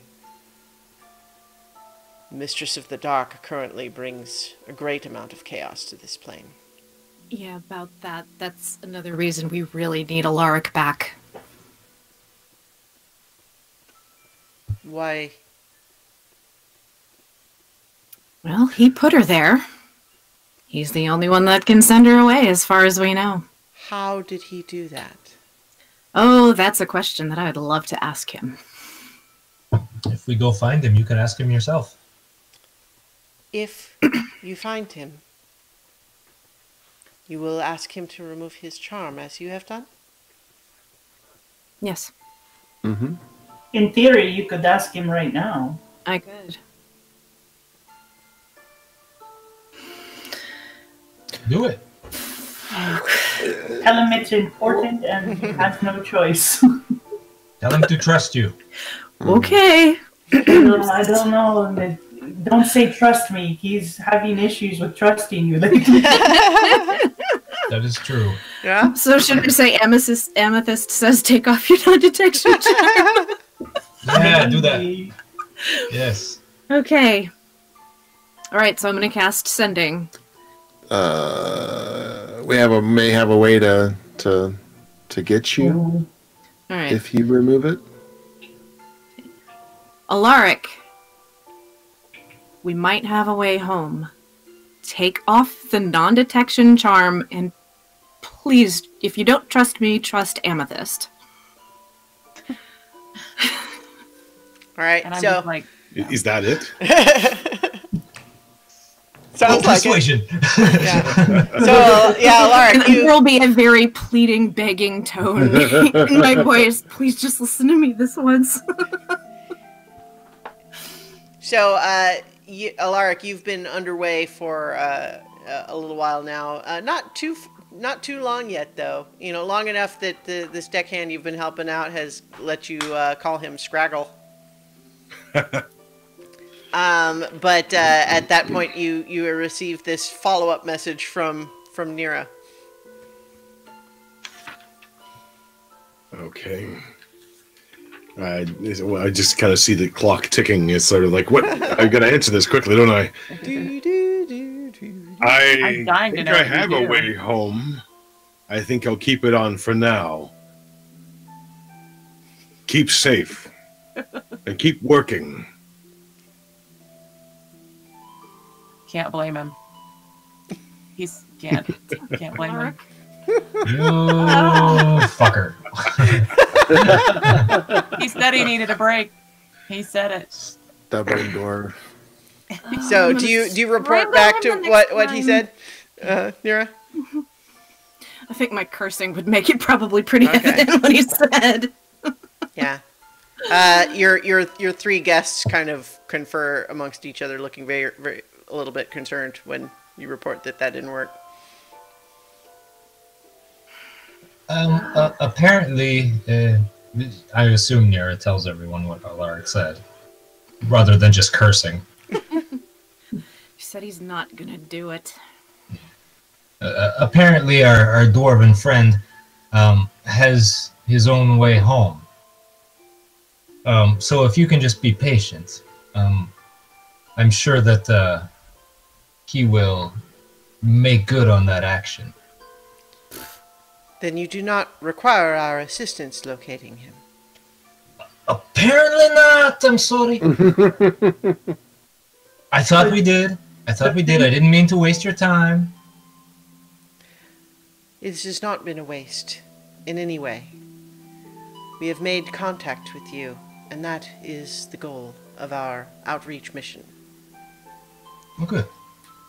We will be watching, and we will be hoping that you are able to progress the universe in a more orderly direction.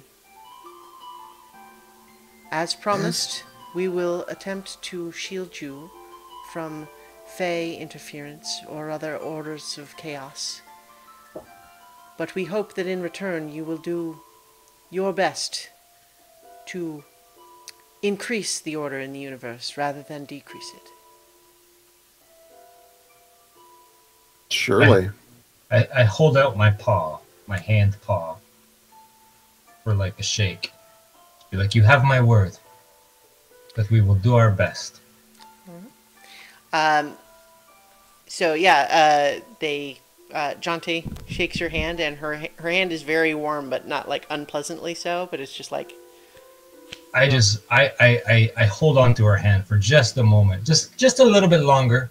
she just beams a smile down at you, and it feels like the sun has just come out. And I just say, you have beautiful eyes.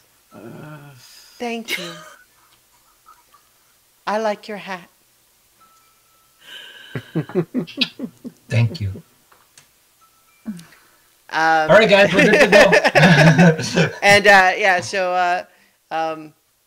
as you know, as they turn and they say, you know, so this is our initial arrangement. We will contact you when and if we feel it is necessary to change the terms. Oh. If you require additional assistance. I was going to ask if there was a way for us to contact you. We will be watching. Okay. I'll just What if we scream into the require air or additional something. assistance? How will you know? Well, apparently they'll be watching, so if we should get in a jam, we could just say, hey, you, John Doe. Indeed. We cannot promise that we will show up and grant any request you may ask. No, But that's if we deem it understandable. appropriate, then we will come to reasonable. your aid. Okay. And you won't be watching, you know, like all the time. Yeah, like you're not gonna, you're not gonna be peeping all the time, are you? Archie when likes you're to lay hands on sleeping. himself. Jonte just smiles and says, "Do not worry. We have seen it all." It doesn't mean we want you watching. I don't mind. It's okay. You can watch. No. Yeah. Wow. Okay. Yeah, and Tuck just On kind of that snorts awkward and says, "Ugh, mortals." All right, so they start to leave, and Tuck is the last one out the door, and he kind of just turns back and just says, "Just so you know, we're going to be able to help more than they can, and we charge for it, but we agree to we keep the promises we make." And then he Fuck demons, right?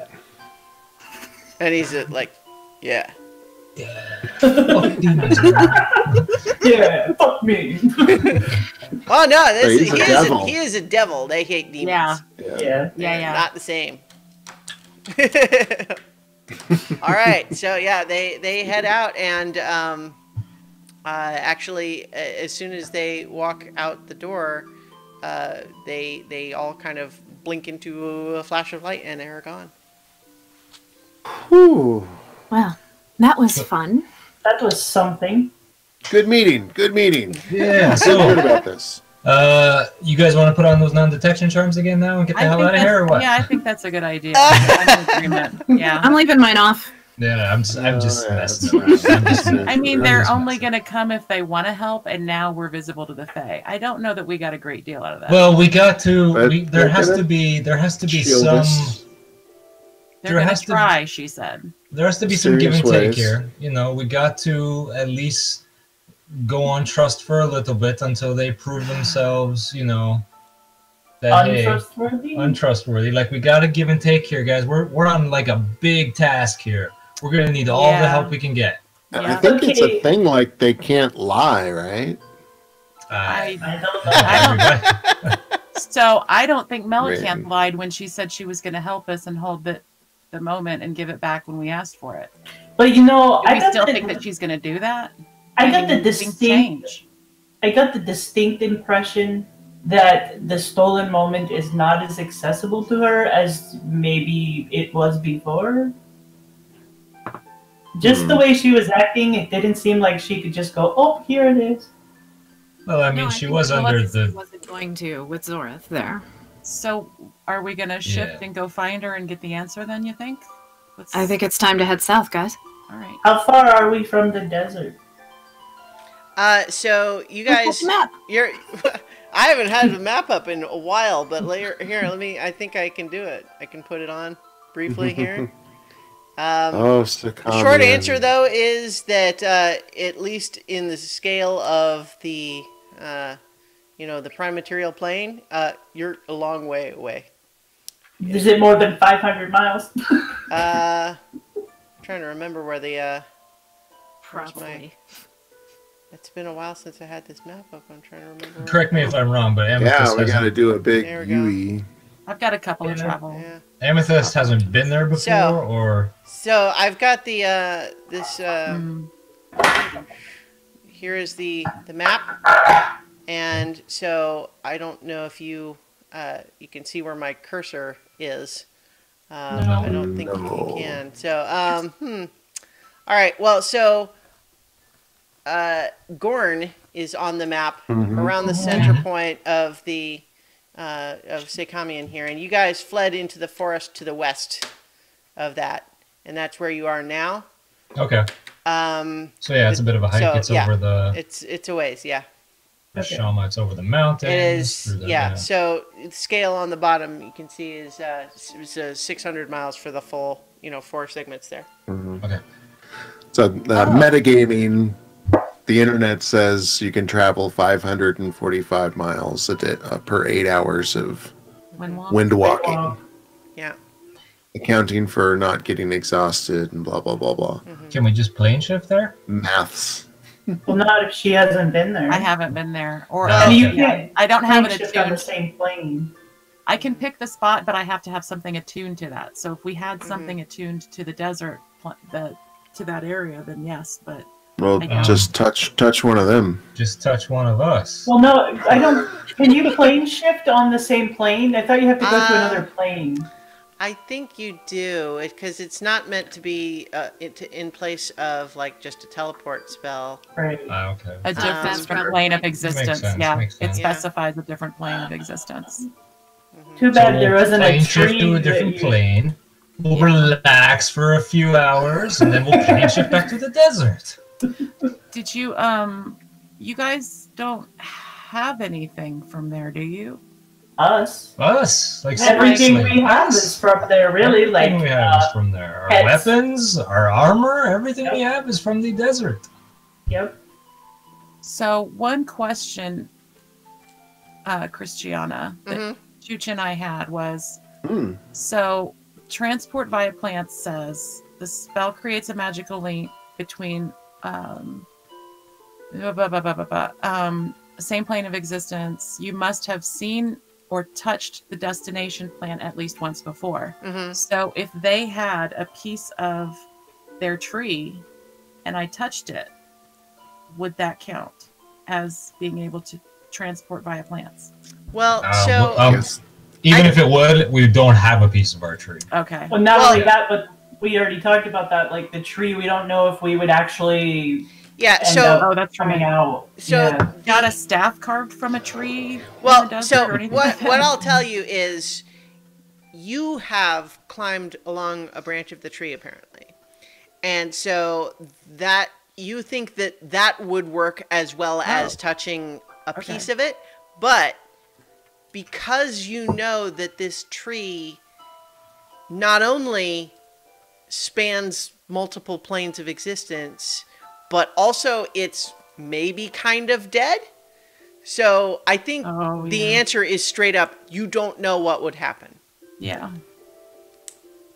Have you been to any That'd be other one of them. places near the Lorenz Desert, or like just outside that it would take us to like the edge? At least on the other side of those mountains. Not, The Yeah. Golden Plains.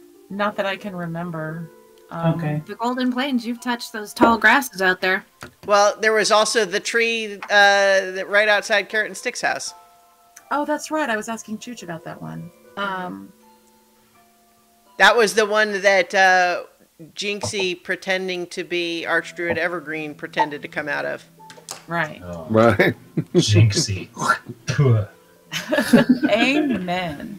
And where does that portal go? There's one right outside their house. You guys, I can't do transport via plants because I already cast Windwalk. I've only got one spell slot. Okay. So we will wind walk for like 500 miles, Yeah.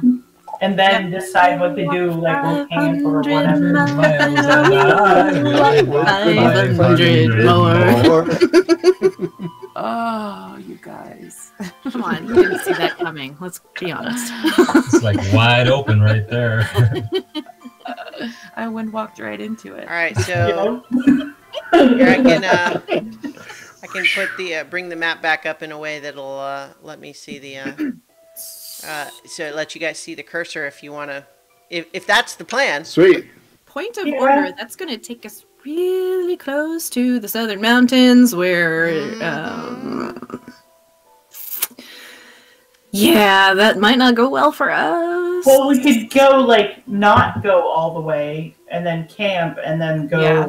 do her other spell. All right, so how far can we get? So if you can go 500 I mean- miles, then so you're starting around here, and it's 600 miles is, you know, I think you'd end up basically like around the middle of this forest right here, I think, or maybe just Oh. on the outskirt of the mountains. We It's got not to be so careful bad. around Pushan too, because they are trying to get us there. Well, we would be past it. Yeah, if we can get right into the woods there and can't find a quiet place to camp for the night. Yeah. Can Oh, we do have a quiet place to camp for the night. By Yes, the way, we do. guys, I learned a fancy new thing that I have a mansion now that I can home us in for the night. Yes. Oh. Just so you know. Yes. no one I can have come in unless I they have are a cool new mansion ready. that no one can come into except for us. It's got food, drink, servants. It's got a training room. It's got all kinds of neat stuff. Wow. Sounds Yes. good to me. I'm down. So are we going to try to get to that forest then? Hmm. Let's I do think it. so. Either Yeah, that or the you base of hear the that? mountain. Juma, we're going to the forest. I don't think that was her name, but okay.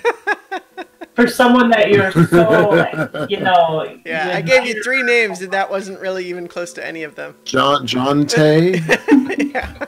You like at one point called her like Yandu. I was like, what? Listen, Ket is not good with names, okay? I'm playing to character. All right. So, are you guys are planning to windwalk then? Yeah. All right. Yeah, let's do it. Yep, I'm going to dismiss the temple and these All right. stupid robes. You know, and- I had the NPC say that it would disappear if you left, but that's actually not true. It does stay until the 24 hours, unless you specifically, I guess you probably could choose to dismiss it if you wanted. Otherwise, it would just stay where it was. If I dismiss it, do these robes go away? Probably. Oh man, wait. Let me take a mental picture first. Oh, God, God. for crying out loud. God, No, what? You guys are perverts, man. She looks beautiful. she does. A new mural, yes. right? Yeah, Oh, she's a vision. Until you see the mansion. oh my God. You sounded Can we pretty just sincere go? earlier. Okay, We're leaving. It's I'm gone. like doing the It's all whole gone. minute where I turn into a cloud because I just can't anymore. Yeah. Poof, temple's gone. Okay. All right. All right. So as you, so your armor, as the temple fades back into being immaterial, so do your fancy robes, and you're once again in your armor. That's so much better. In your body. Coming in cloud. So are you're Yeah, we're windwalking all the way to the forest. right? So you We're return wisping. to your wispy cloud forms. Yeah, we'll And- probably go up like a couple hundred feet and keep an eye on the horizon. All right. Look out for sky pirates. Yeah. Are you out for are a lot. you Birds. proactively trying to stay away from any signs of civilization, or do you want to like fly over places and get intel? What are you doing? I think we should skirt that western coast there. If you guys wanted to stay away from that town, Yeah. I think we should skirt the western coast. You would probably pass over. There is. I pulled up the wrong one that doesn't have all of the names on it. There we go. So I would hope, if we go up 300, 400, 500 feet, that we wouldn't really be visible to anybody.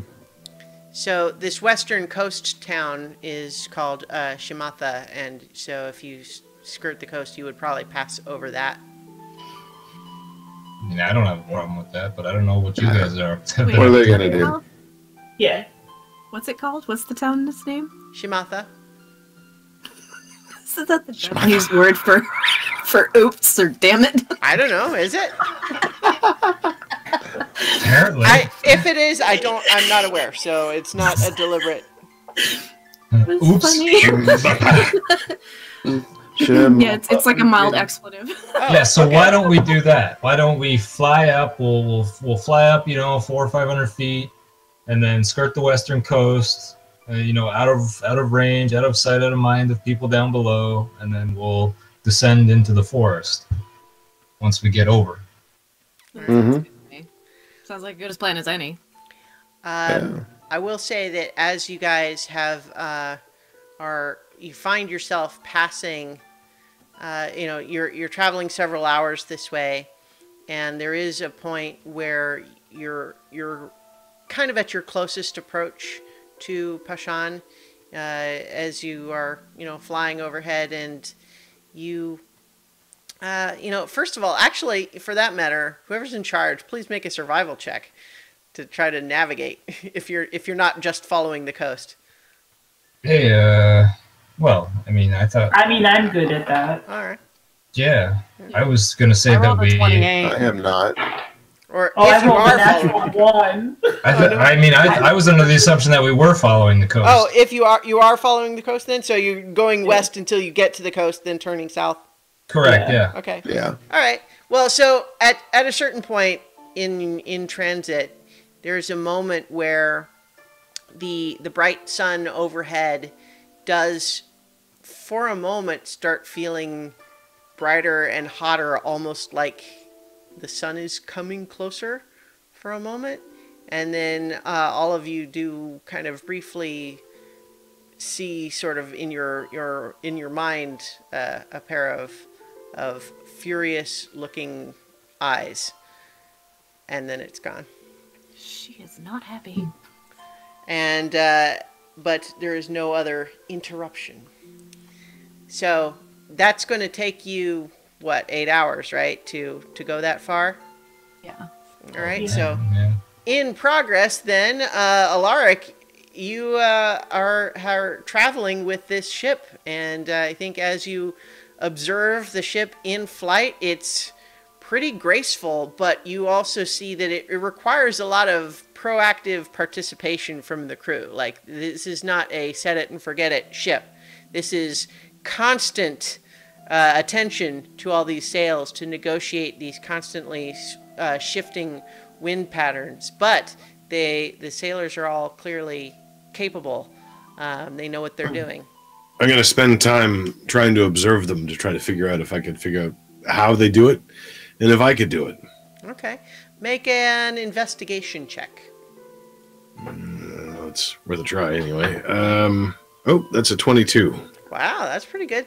Yeah, you feel like it would probably take some training to be really competent at it, but you do get an impression of like the various moving pieces of the ship, how they are operated and what they do, which is not quite the same thing as saying you'd be able to do it on the spot yourself, but you understand the mechanism. I'm going to spend time to basically carousing with them. All right. To try to I'm looking at them as potential friends. Okay. You are definitely making friends by teaching them Kuatoan words. They're really excited to learn new languages. They like that a lot. All right. I'll keep that as my primary. Mm-hmm. At the same time, trying to figure out more about them. Okay. Yeah. So as Scraggle's pretty open about talking about this stuff. You get the impression that he's not a decision maker here in this crew. He's the low man on the totem pole, so to speak, low bird on the perch.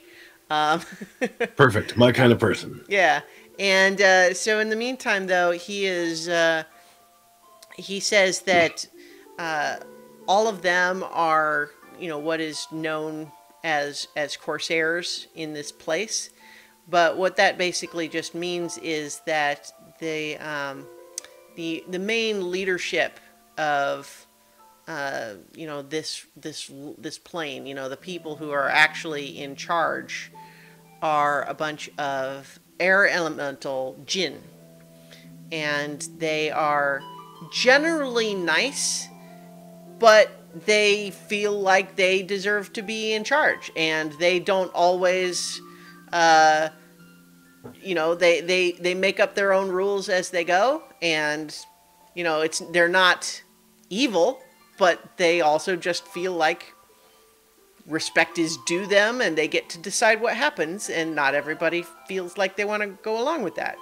And yet not being willing to go along with it generally gets you less favorable deals when you're negotiating with them and all of that. So generally speaking, if you are not willing to give them the fealty that they require, then you're kind of marginalized a bit.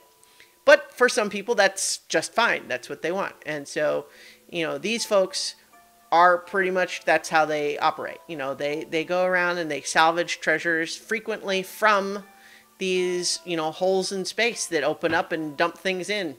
And frequently the stuff that gets dumped in doesn't know how to, it's either, inert, or it's a person who doesn't know what they're doing and frequently needs rescuing. And so it is kind of part of the whole thing of like, you charge people to put them back where they came from. How long have they been doing this? Do I get the impression it's hundreds of years or just in the last 100 years? He says it's, he's not that old. You get the impression that, they don't seem to measure time quite the same way you're used to, but you get the impression of him as maybe like 16. Okay. And he, as far as he knows, the holes have always been around, but there are more and more of them lately. And the big one, the scary big one, is fairly recent, and that's the one that is, right now, all the people who actually, obey the genies are dealing with that, because they're having to protect the border of it.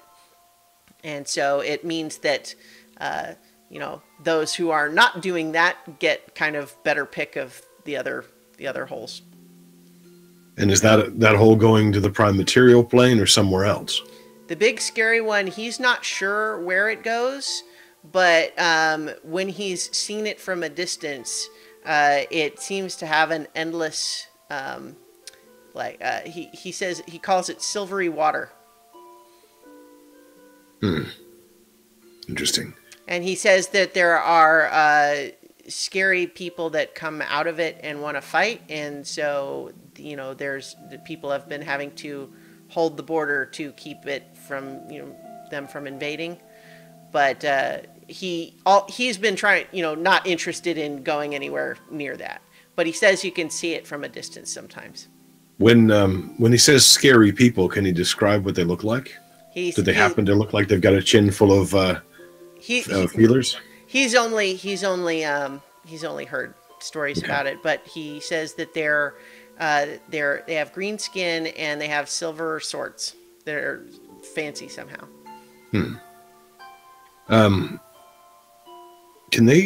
How do they find the holes? Do they have a way of finding or locating them, or he just kind of you just spot them? Okay. Mm-hmm.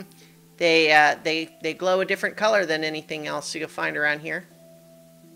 Well, that's definitely true. Yeah.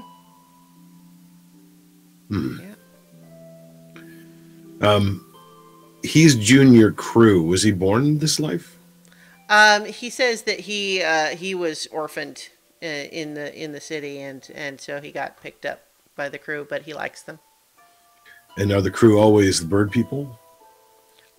He says no, but other races have a harder time with this job because if they fall overboard, it's a long way down. Yeah. Yeah. Okay. All right. So yeah, he's given you a lot of this information, and at a certain point, he kind of points way in the distance and says, "If your eyes are sharp, you might be able to see the big one." So I'll let you make a perception check to see how sharp your eyes are. My eyes? All right. 21. 21. You feel like you see something, but from this distance, it's kind of a dark shape way off in the distance somewhere, but you can't really see any detail. Is it over or down or where from here? Well, so you do get the impression that the ship moves in 3-dimensional space. It's not moving like on a 2-dimensional plane of air. It moves around like an airplane. It glides around. And so when he's pointing it out, it's kind of, to the port side and way down. But up, down, it's not a problem to go either direction. Okay. I guess I assumed they took my weapons, but we never really said it. They didn't actually. Because they basically, by the time they let you out of the net, you were having a pleasant conversation with them. Okay. It seemed like you wanted to be taken somewhere where you could be put back in, and the arrangement was that you would try to contact someone, and you seemed cooperative, so they didn't press the issue. All right. What kind of weapons do they carry? They generally have swords. Okay, just a piece of Scraggle doesn't have one, but most of the more senior members of the crew do. He's got something more powerful, though. He's got a mop. Yeah. Just basically making pleasant investigation and conversation. All right. Getting to try to know them a little bit and see if I can turn them to be more friends. Okay. So go ahead and I guess make a charisma check. Oh well, here's where it all goes away. Okay, just straight up charisma. Yeah. That's a 16.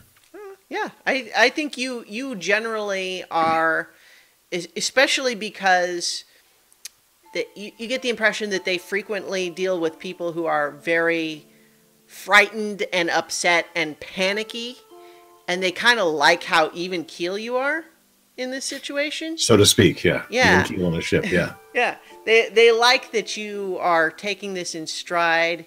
You're kind of standing up for yourself, but you knew a new language that was cool. So yeah, they kind of enjoy you. All right. And I'm probably more sure on my feet on board this ship than they would expect of a dwarf. Well, certainly with your slippers help with that. Well, there's that too. Yeah. Well, All right. so were you thinking of in some other way? Just that I actually have the swashbuckler Oh.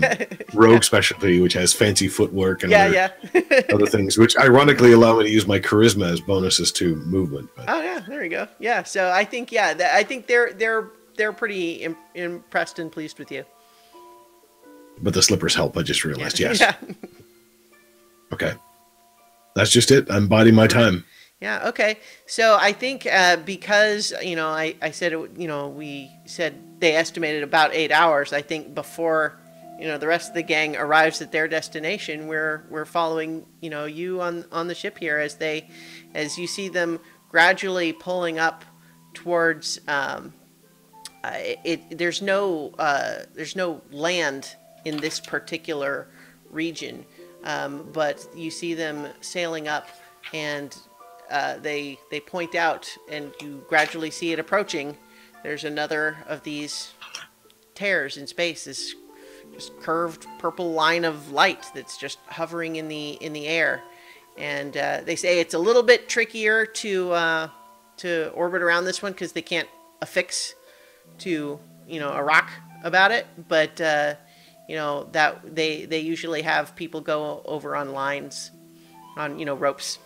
When there's these, because the ship has a little bit trouble staying stationary around it.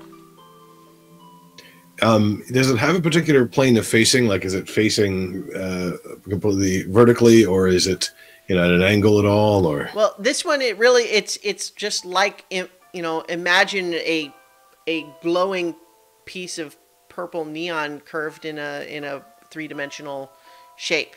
It's not apparently an opening until you kind of push into it. That's how all of these fissures go. So. All right. Yeah. So, which of you are coming with me? Blue Feather, would you like the honors? Scraggly could use a time off the deck, I think. I think Blue Feather looks over at Scraggle and kind of just says, "You want to?" It's up to you. I'll take care of you. Yeah. Scraggle's like, yeah, okay, but I think they're going to still hold on to the rope from this end. Oh, of course. They and Blue Feather says, yeah, so don't be thinking you're going to cut that rope and run for it. So why would I do that? This is far too interesting a ship. Well, as long as we understand each other. I think we do. All right.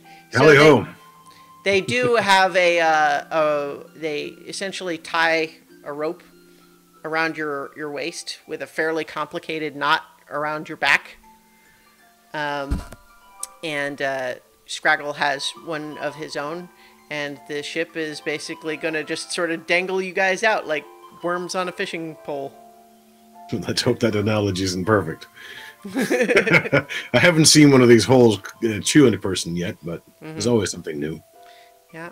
So as you sort of kind of try to negotiate your swing, it's a little bit of a tricky business, but after a little while you manage to sort of swing in and through, and there's a sudden lurch of disorientation as gravity realigns for you, and you find yourself hanging by the rope sideways from what you had previously felt in midair out of one of these fissures, and you are about 35 feet off the ground, and what you see around you is mountains, but they are much taller and harsher than the barrier mountains that you grew up in.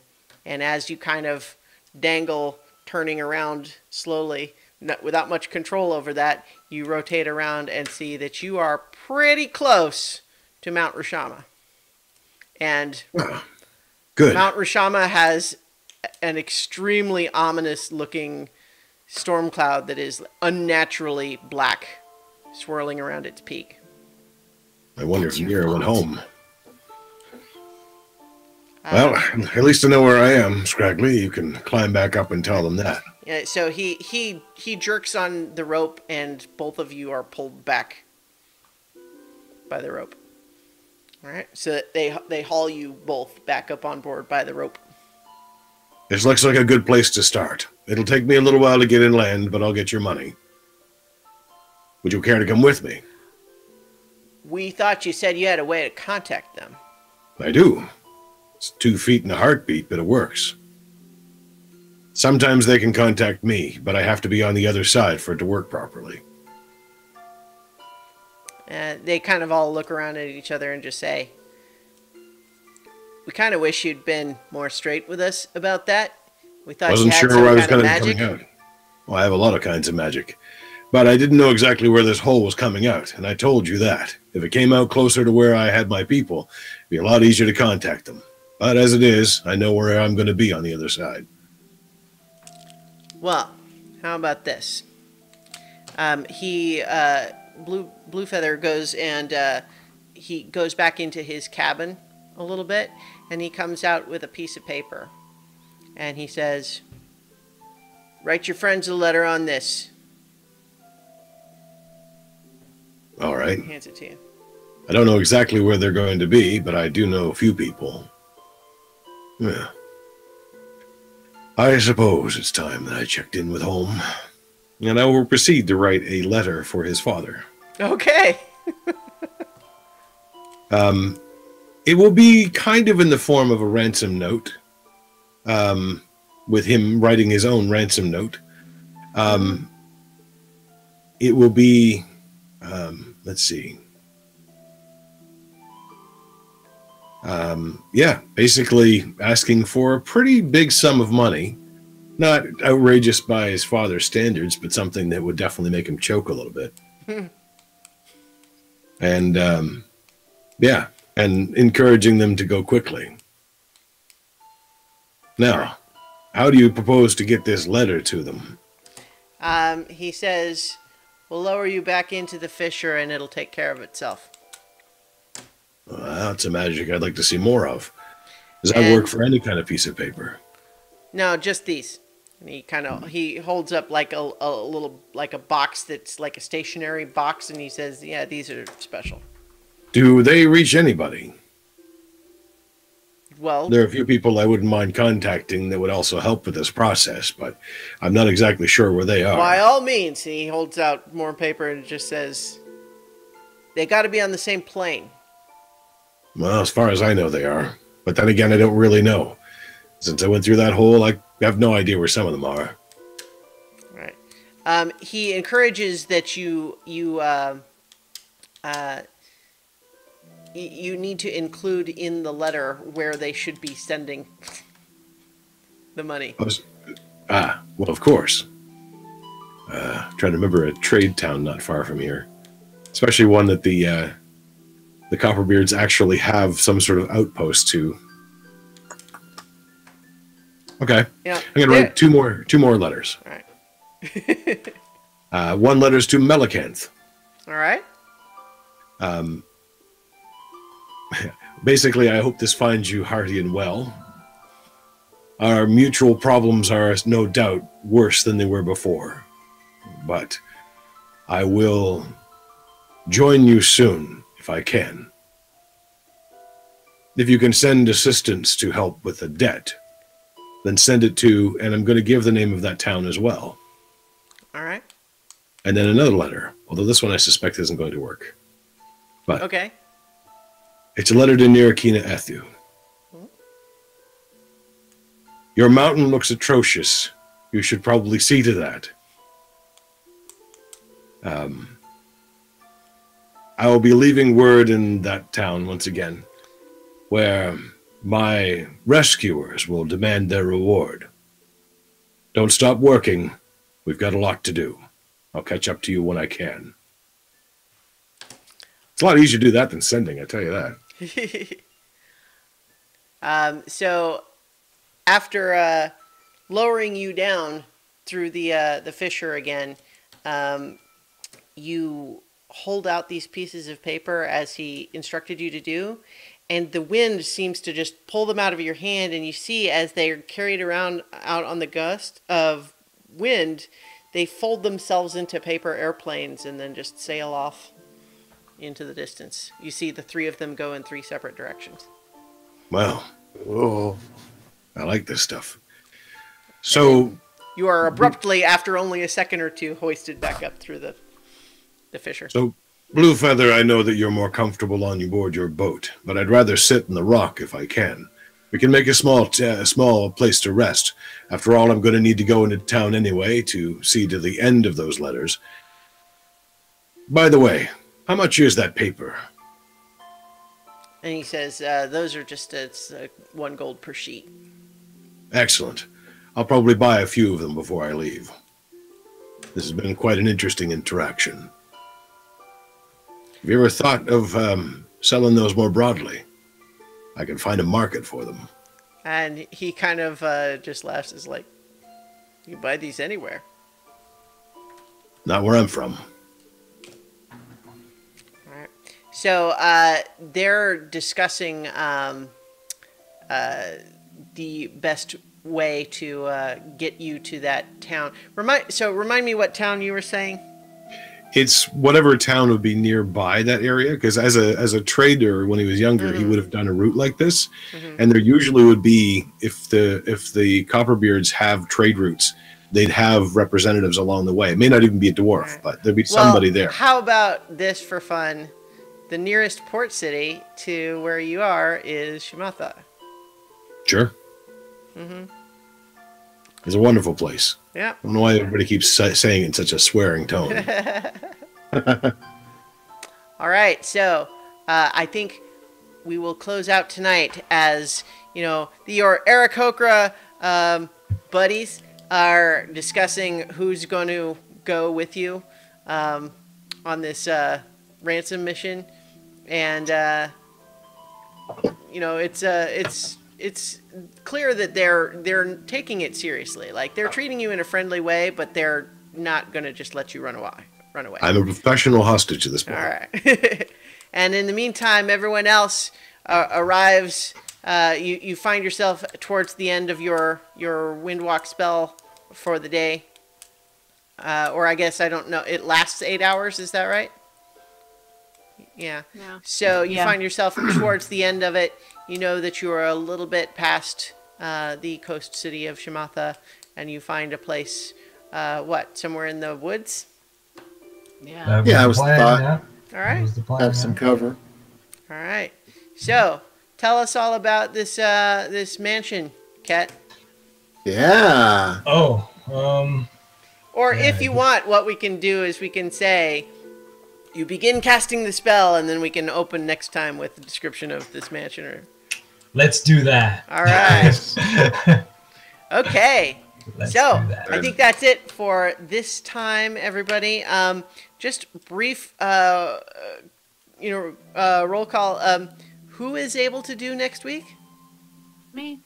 We are. Yeah, I should be here. Good. And Okay. most So, likely the all right. Good. Yeah. So we'll plan to have an episode next week then, and in the meantime, everyone, on December 15th and 16th, I will be running the 24-hour, 12 hours on Saturday, 12 hours on Sunday, and several of the fine folks here are going to be playing in that game, and we need your help. Donations support children's hospitals, and it's a great cause, and you can see this little thingy, down there, go bling and increase the number if you make a donation, and it's all going to be great. And so you should watch that and donate. And in the meantime, we'll be back for more adventure on so many So many levels.